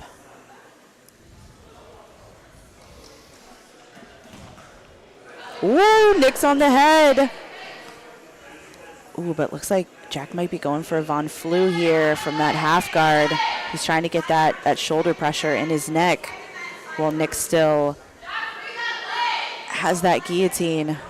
I think Jack's trying to fight the hands here, break the grip. Yeah, he needs to get that leg out so he can really solidify. Yeah, side for both guys, like Nick, it's really hard to finish that guillotine from like a half guard. Not saying it's not possible if you've got a good squeeze. All right, now let's see Jack trying to pass guard here. I mean, I know Nick's going to be looking to wrestle up a little bit. Ooh, switching maybe to like a deep half here. Ooh, Nick with a leg entry of his own. Ooh. Short time left. I know. Oh, we see a knee bar here. Oh, that looks tight. Oh, we got a tap. Woo! Wow. With a knee bar.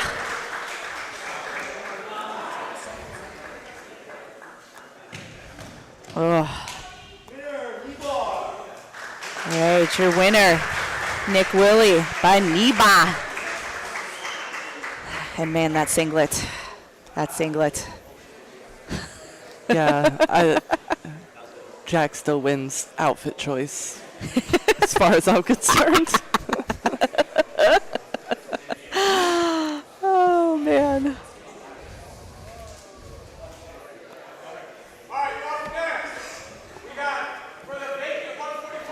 All right, here we go. We are going title matches. right into our first title match. We got Nick Dejakamo in the white and black from Web BJJ against Efrain Garcia from New Asgard Martial Arts. He is in the black and yellow. All right, like I said, expect some fireworks. Both of these. And look. This is for the 145 title. Efrain is not a 145er, but he is constantly having to compete up in weights. He is not scared of giving up weights.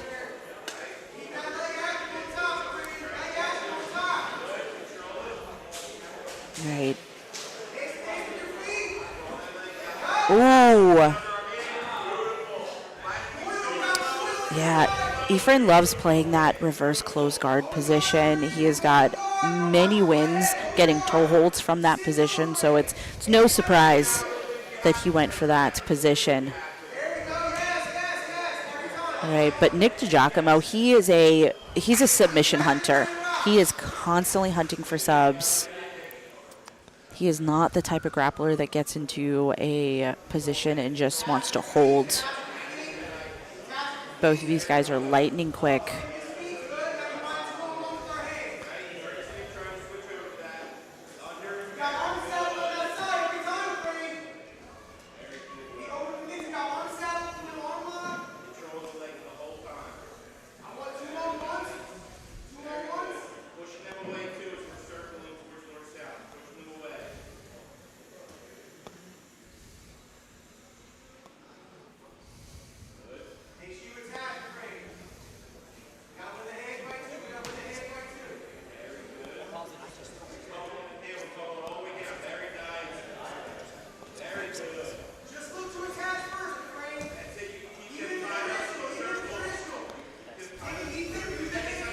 Ooh, dropping into a heel hook. Into a heel hook there. I mean, you got to be careful when you're crossing your legs like that to prevent a guard pass. You don't want to leave your heels exposed in the hip like that.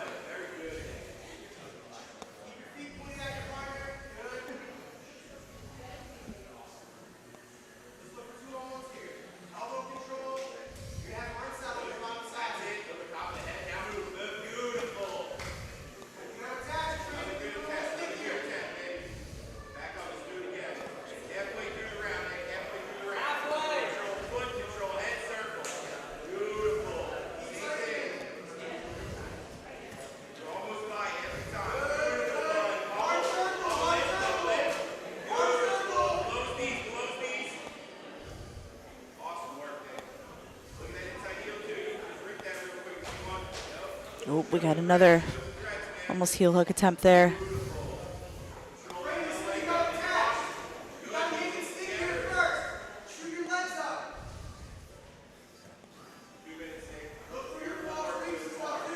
Yeah, it's very similar to kind of one of the previous matches where it was, a lot of aggressive guard passing from the top, a lot of defense from the bottom. But you got to think how much, energy is that top person using with these constant side-to-side movements, fast-paced attacks. Yeah, it starts to take a toll, especially when it's a 3-rounder. Right? It's definitely that top person is expending a lot more energy.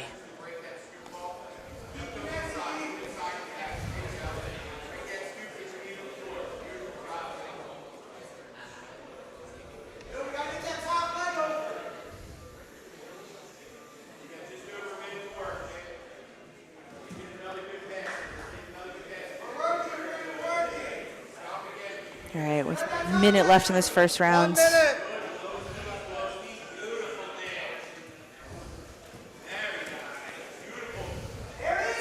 Ooh.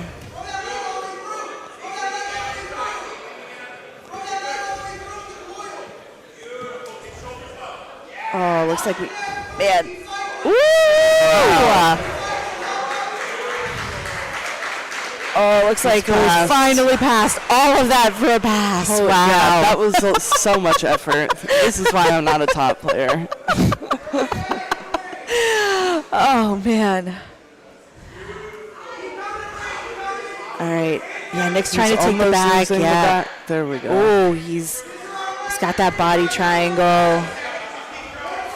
Right, he's got short time to work, though. Only 10 seconds left of this first round. Does he have enough time to get the choke? It's not. Oh, he's got like a neck crank here. Yeah, we're going to keep it going because the sub is locked in. He has to actually escape. There we go, yeah. So one of the rules at finishers is if there is a submission attempt locked in at the end of the round, they will keep it going until either the submission is defended or someone taps. Right.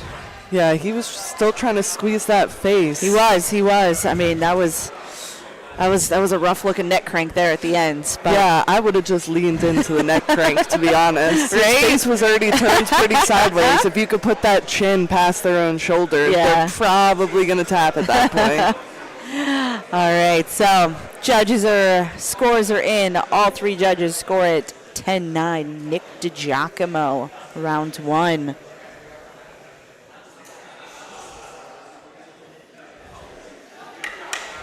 Yeah, already impressive he was able to get that guard pass because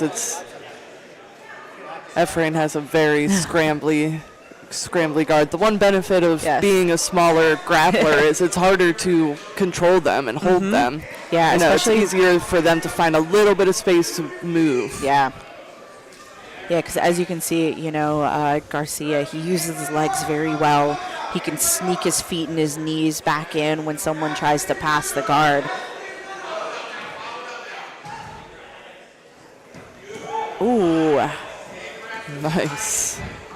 He came right up into that snap, too. Yeah, right? Good timing with his wrestling and just chaining the different setups together. Yeah, I know Nick came from a wrestling background first. Oh, okay. Well, that makes sense. But he definitely doesn't look like just a wrestler. Like some people, they kind of, their grappling style is focused around wrestling, and Nick, he's got both a great top game, bottom, his submission attempts, and he's also, he's still only a blue belt. And Garcia has also just got his purple belt recently. So Nick definitely doesn't look like just a blue belt, though.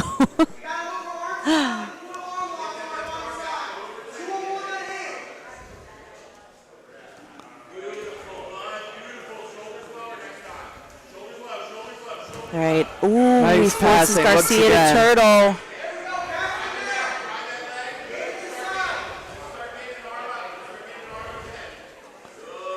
Really good control here. He's got double unders from the top. Oh, he switches to the crossface.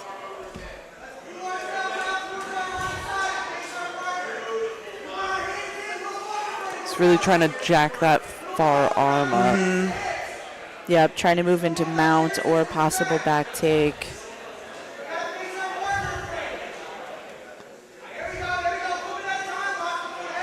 I think he really wants the back, though, because he does have a lot of success. When he does take the back, he's got a lot of rear naked choke wins.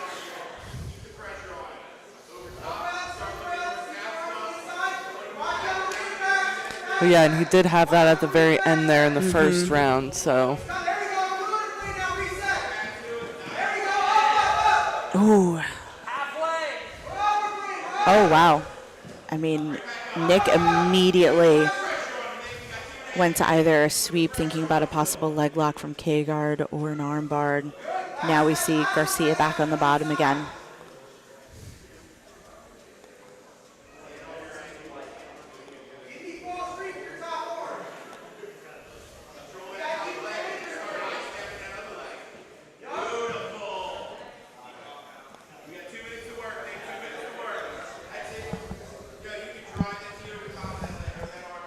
Yeah, Nick is really doing a good job listening to his corner, too. He's got Big J Regalbuto over there coaching him through.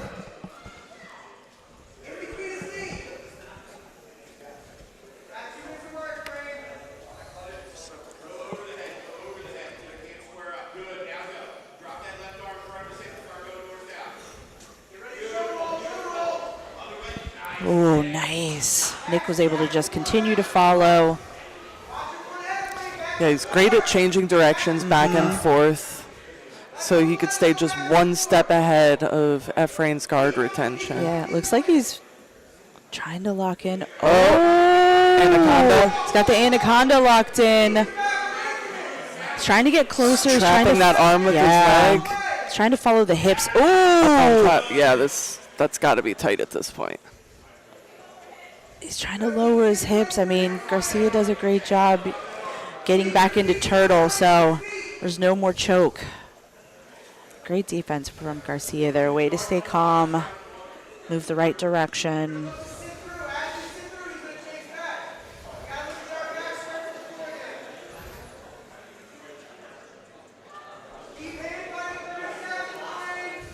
Yeah, it looks like Garcia's being careful because I think Nick's just still, he's trying to lock in a choke still. Right.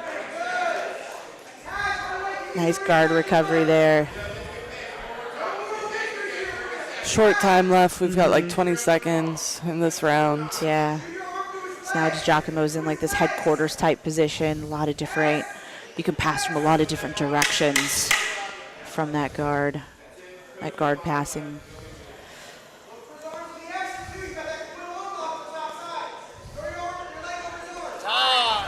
All right. End of round number 2.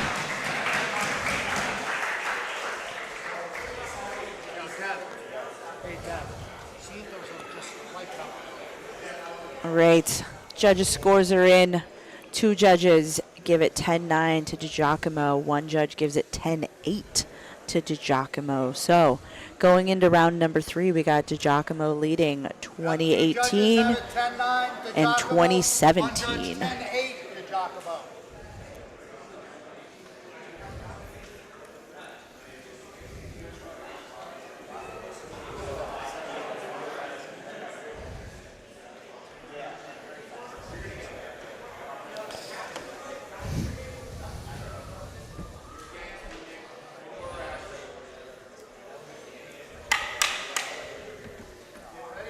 All right. Last round. Okay. All right, third and final round. Ooh, nice little slide by there by Nick. Was able to grab the foot of Garcia. Yeah, Garcia just tries to roll through. He's back on his back.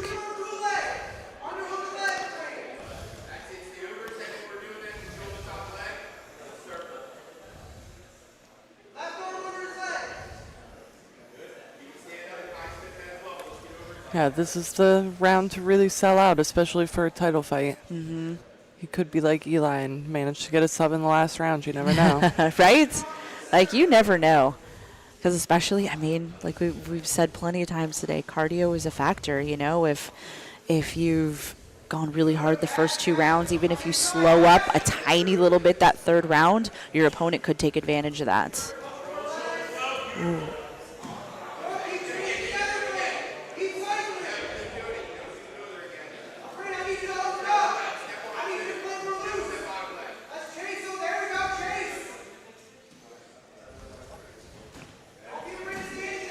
Right, oh, Garcia turtles. Oh, looks like, right, Dejakamo ends up in mounts here.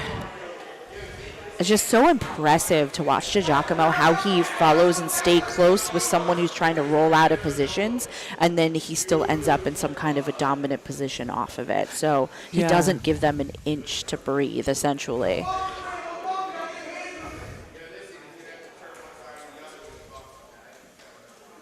Yeah, he keeps managing to catch that leg and do like a truck roll, basically. That's how he got the back, I think, in the first round. Yeah, and so then that's how he landed up in mount now. Yeah, he stays so connected to them.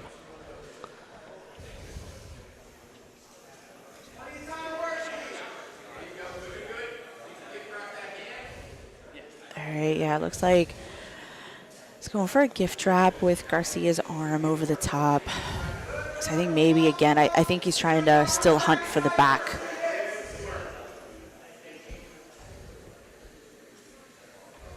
Yeah, he's moving off to the side. Yep. Wants the back take, but Garcia ends up on his back again.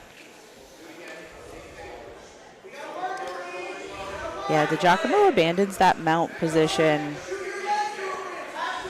I think he was trying to move off to side control, maybe to set up like a Darce, but Garcia was wise to it, recovers the half guard.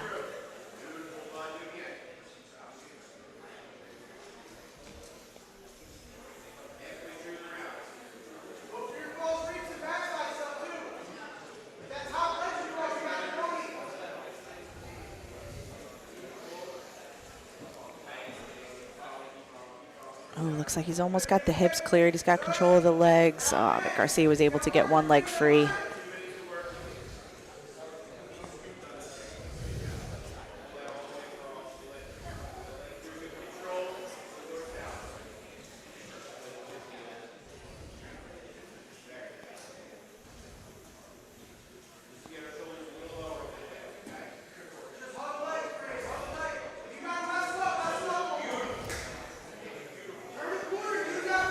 right, so Dejakamo kind of traps his legs, so Garcia wasn't able to completely turn onto his back. He's got control of the hips right now. Oh, he's hopping on for a guillotine here. Oh, switching off to the anaconda. Dejakamo has got really slick guillotines as well, too. 1 minute.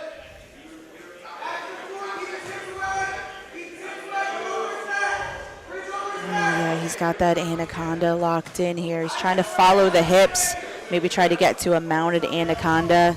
So it just almost turns a little bit like neck cranky. No, but Efrain ate that last time. He did. He did the same He got exact to mount thing. and just didn't tap still. And also, I think Efrain's only 19 years old. So to be at this level of competition already at 19 is... All right. Here we go.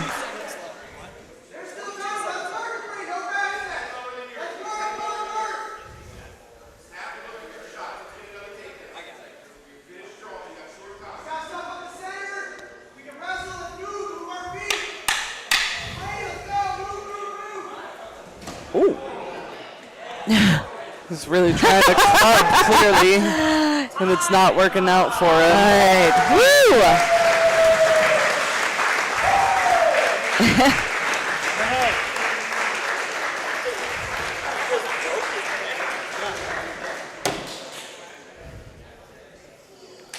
All right.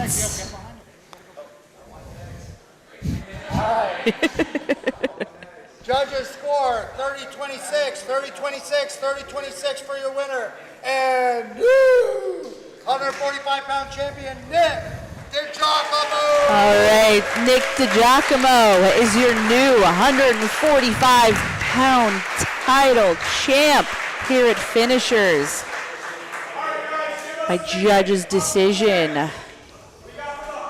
I mean, that was impressive. That was very impressive. Even though he didn't get the finish, he was constantly hunting for it. He was pretty dominant for almost the entire match. So, well-deserved win for Nick Dejakamo, your new 145-pound champ.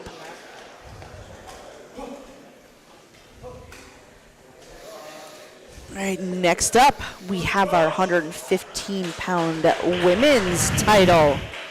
It's going to be between Alex Wynn from Standard Jiu-Jitsu against Nicole Bai from Quintella MMA.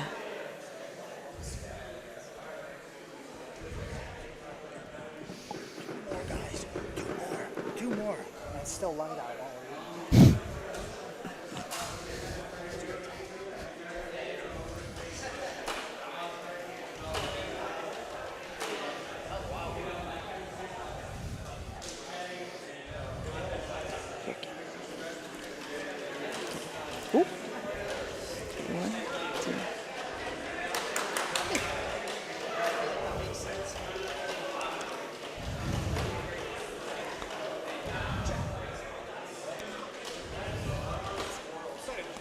All right, and if you ever want to be on one of these finishers cards, come out, compete at one of the Finishers Opens, September 27th, right here at Finishers MMA in Bethlehem, PA. Sign up on Smooth Comp. All right, next up is the ladies. Just, yeah, it's okay.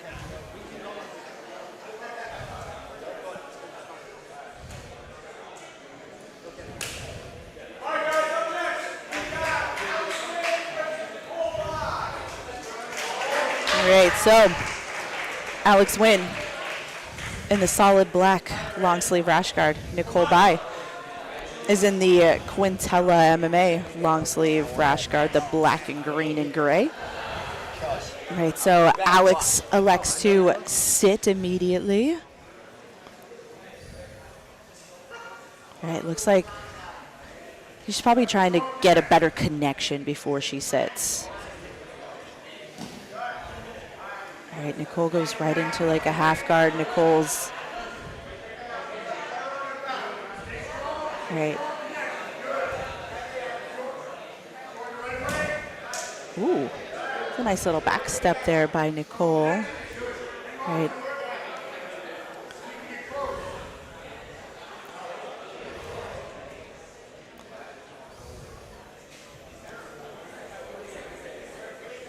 Right, Nicole's trying to do some hand fighting here. Well, both of them are. Then she tries to she pulls on Alex's leg to get her to like a supine position on her back.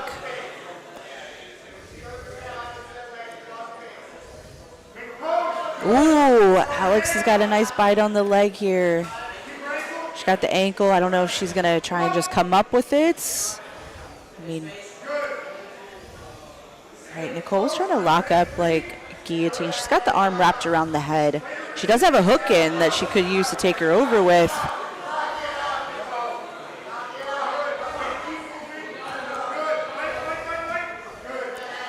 Ooh. Right, Alex is able to get the pass off of this in a north-south. Looks like she's trying to lock up a Kimura here. Ooh, she's switching off to an arm bar. Trying to get her leg free to go over the head. Yeah, she's already got a really nice setup there for the arm. Yeah, Nicole's stacking. She gonna swim through? Maybe not. Ooh, her arm's getting a little extended here. She's standing with it. Make sure they don't slam her. She's got to have a flexible arm with that because that arm looked pretty extended there once she stood up with it. Sometimes you just have to be careful. If you go to stand up while your arm is a little extended, then it just sinks in the arm bar. Oh, we got a tap. Wow. Right. I mean, Alex Wynn just made a statement here with that arm bar in the first round. Yeah, she's been a very dominant champ so far. Yeah. I think she's got quite a few title defenses under her belt. Right, and still, Alex Wynn, 115-pound finisher's title.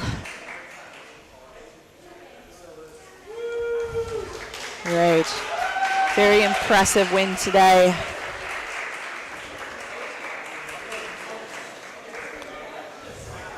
All right, well, I mean, who's next to challenge Alex? Like, she is ran through the majority of the 115-pound division that we have here at Finishers. Next challenger is going to be Lauren Sears.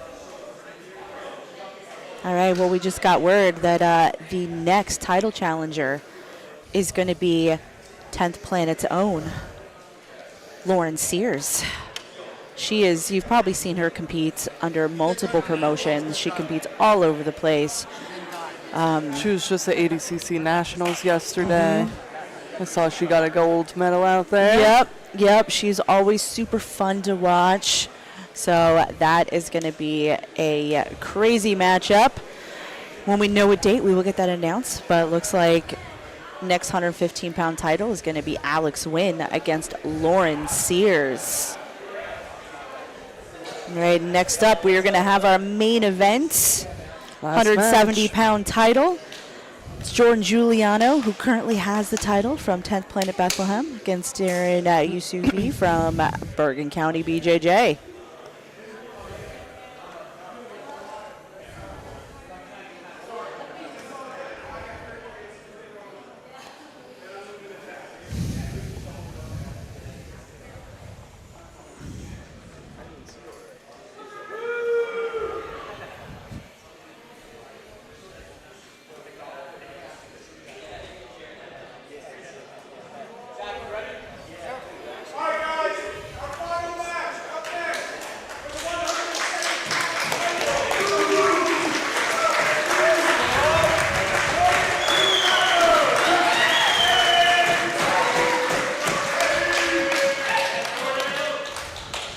All right, here we go. Your main event.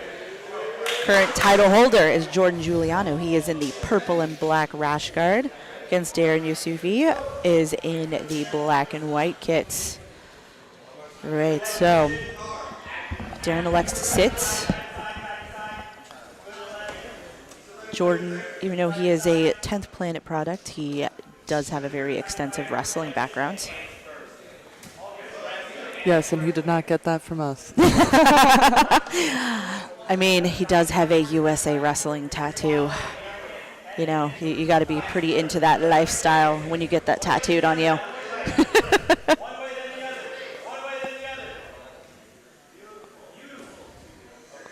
Darren's making some good connections here. Yeah, I like that 2-on-1 burrito grip that I like to call it on the wrist.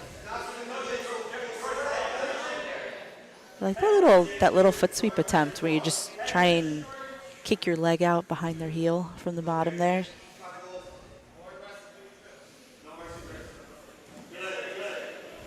All right, so Jordan is kind of electing to try and pass from his knees. Darren, again, he's using that 2-on-1 grip, pull himself underneath. Thinking of like an arm drag here. Right. Jordan's coaches are calling more side-to-side action.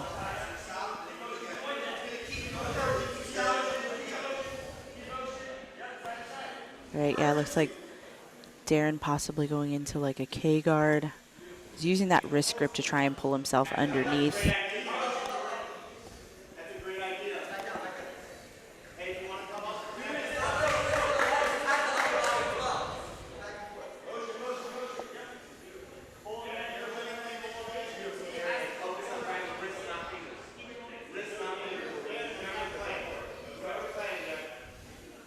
Let's go, action! All right, we're getting a call for action here. They don't like stalling here at finishers. All right, you saw Jordan attempt to go for that knee cut, but he didn't have any upper body control.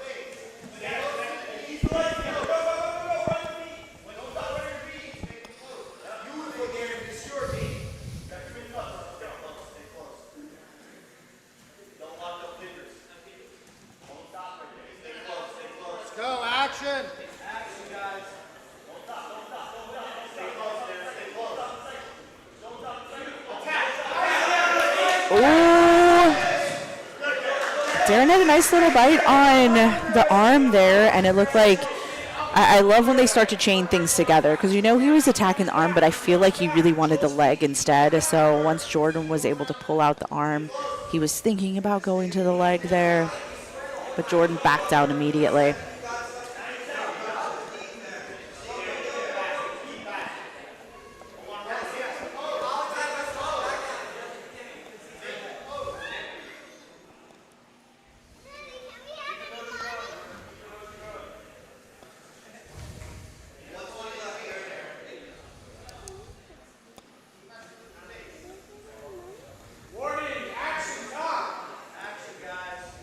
We're getting another warning for Jordan here in top position.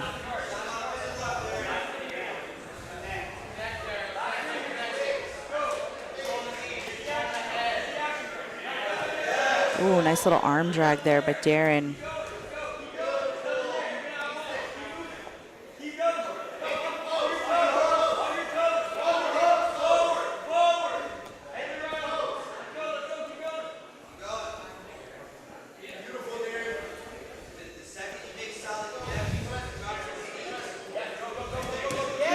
Ooh, I love the nice switch direction there by Jordan.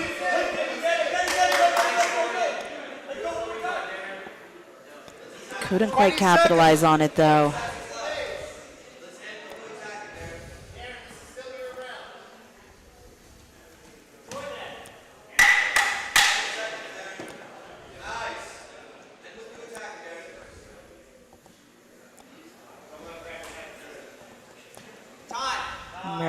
End of round number 1. Right. All 3 judges, 10-9, Giuseppe. Right, all the judges, they have their scores in. All 3 of them scored at 10-9 for Darren Yusufi. Yeah, you just saw he was just a little bit more active from the bottom. He was consistently attacking, getting grips, trying to pull himself underneath.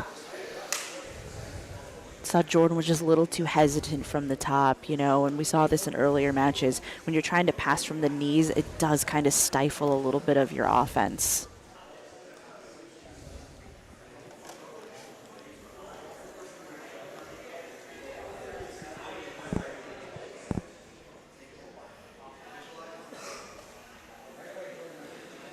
Yeah, so we did see, a little glimmer from Jordan when he was trying to chain together some of his passing. I feel like if he starts to chain things, then he's going to have a little bit more success, especially when he starts to switch directions.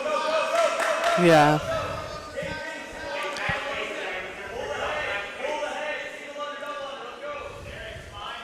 The corner is definitely yelling for Jordan to continue pressing forward, side to side. Yeah, More see, movement. like already he's making Darren move a lot more, trying to pass from his feet, trying to control his legs. Yeah.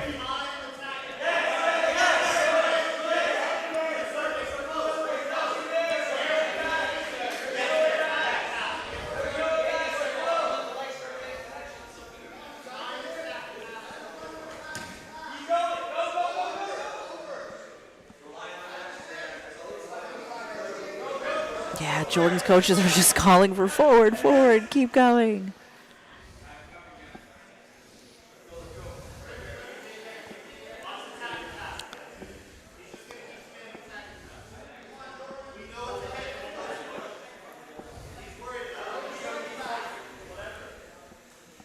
You're going to have to defend one of those subs to get in. Yeah, that'll be great. Get up and go. Come on, Jordan, get in there. Yeah, these little resets are definitely working against him. Yeah, because especially Darren is just following like him. You know, it's if you constantly back up, it doesn't look good to the judges. Oh, he's in that arm saddle. Yeah, Jordan did a good job getting out of that. He's still trying to force this pass, which is exactly what he needs to be doing.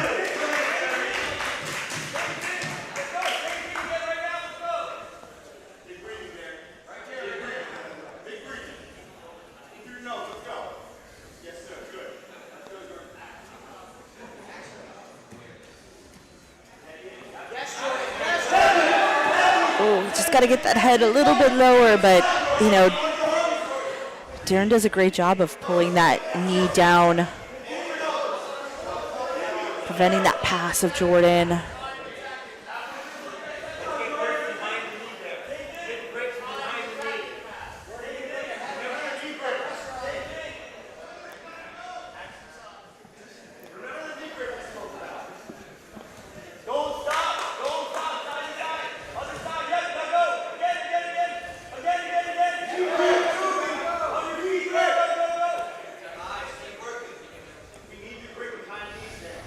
Yeah, I like the inversions of Darren there. Nice, taking some nice deep breaths there. Yeah.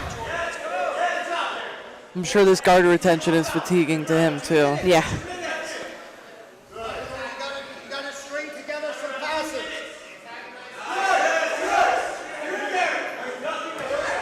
Keep going. Come on, Jordan. Step in the middle. Pop that arm. Step in the middle and pop that arm. Let's go. We need an underhook. We need a leg attack. We need something. You got a minute 40. That's it. You're going to be down 2 rounds. There you go. Come on. Good job. Still in. Focus. Stand. Don't move it. Knees in. Hold the guard. All right, we're going to get a restart back to the middle here. Jordan, let's go. The coffee was almost a casualty over there.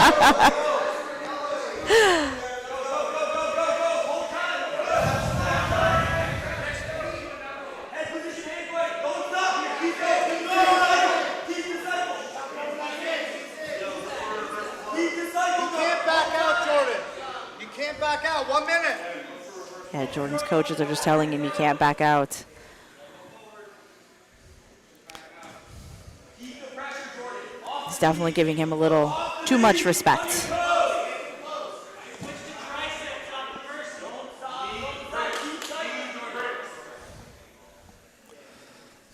So I think sometimes, you know, when you're going into a guy who's got a pretty extensive guard game from the bottom, you just start overthinking things.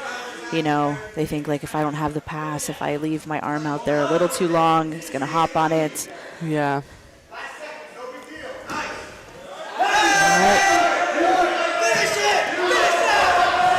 There we go. Oh, almost. Oh.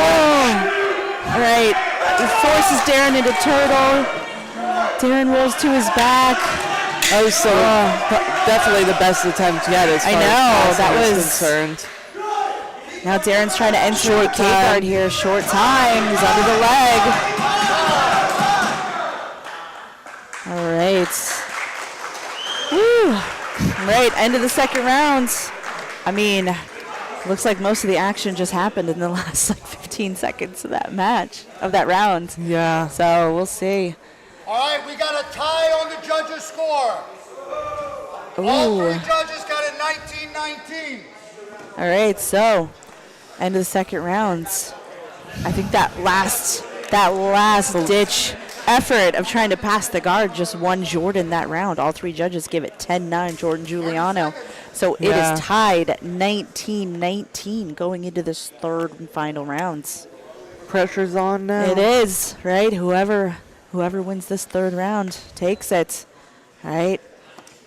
Who wants that title more? And we got both guys. Deep breaths.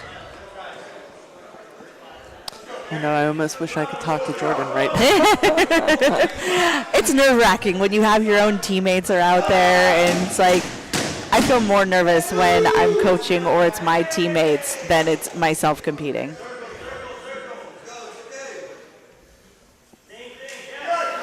Ooh, looks like Darren was trying to wrestle up there, grabbing the leg. I think we're going to see a more active guard by Darren this third round. Well, yeah, now he knows that he has to, you know, last round he was like, okay, I got that first round, but now you can't really coast when it's 1-1. Yep, exactly. It's all tied up. All right, who's going to be able to push this pace in this third round? We've still got some left in the gas tank.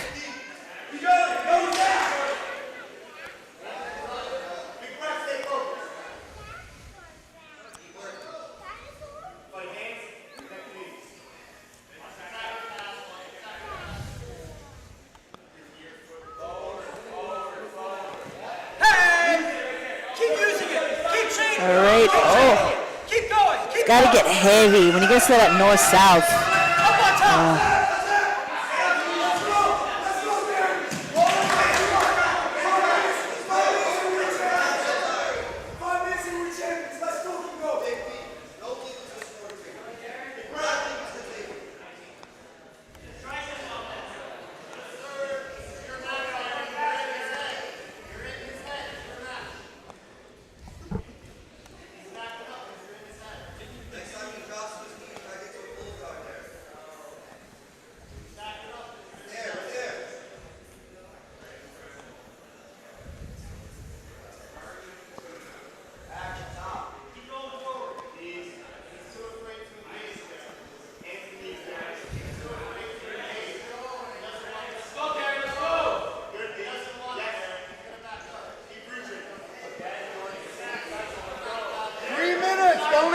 Judges! 3 minutes left. This third and final round. All right. Oh, Darren was able to pull him into this closed guard. Let's see if he can get anything out of this position. He's trying to keep Jordan's posture broken. Jordan's trying to frame. He's got C grips in the armpits. Darren's trying to pass the arms over. He's got head grip here.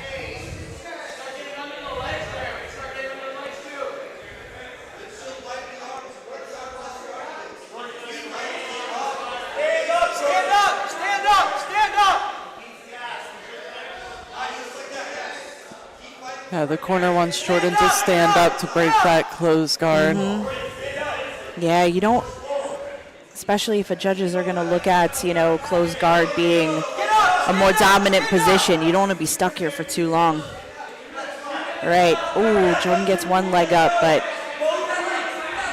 he's back down. He's pushing in the armpits. Ooh. Darren transition to K guard. Is trying to attack the legs. Jordan was able to get that leg free. I mean, also this third round, those legs have got to be slippery too. Right, minute and a half left.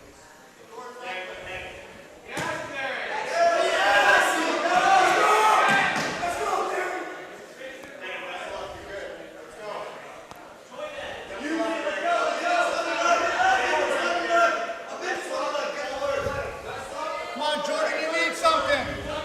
Man left! You gotta leave him on the floor! Let's fucking go!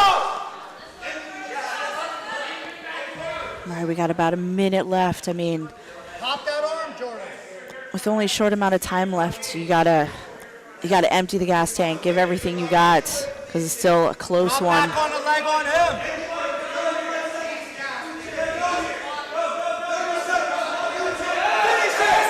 Oh, we could see a possible maybe triangle attempt.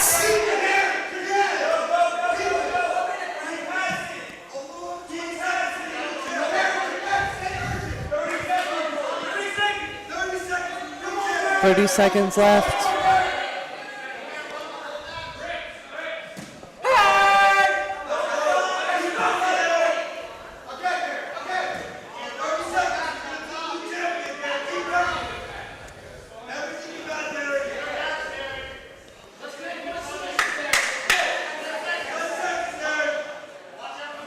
Let's go! Finish that!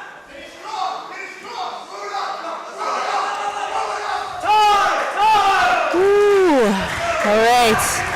Do not want to be a judge for this one. I mean, that third round, that was close. A lot of back and forth action.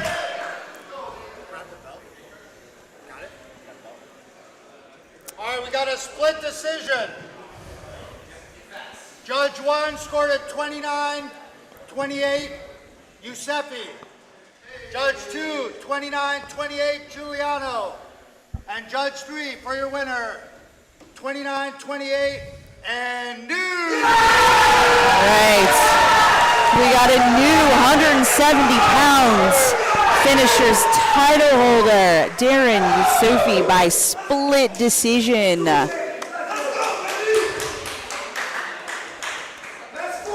Man. What a match between these two guys. A lot of back and forth action. All right, Darren Yufi from Bergen County, BJJ, is your new 170-pound title holder.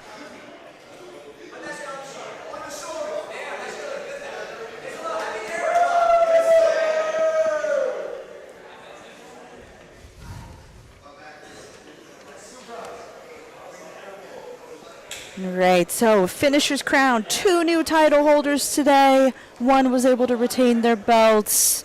Congratulations to Nick Dejakamo, Alex Wynn, and Darren Yufi for their title wins today. All right, thanks everyone for tuning in to Finishers Summer Bash 4. Give Finishers Sub Only a follow on Instagram so you can check out some of their cards in the future. Thanks to everyone watching on FloGrappling's YouTube channel today. Check out our next card coming up in the next couple months. They'll be announcing the next dates. Thanks everyone for tuning in.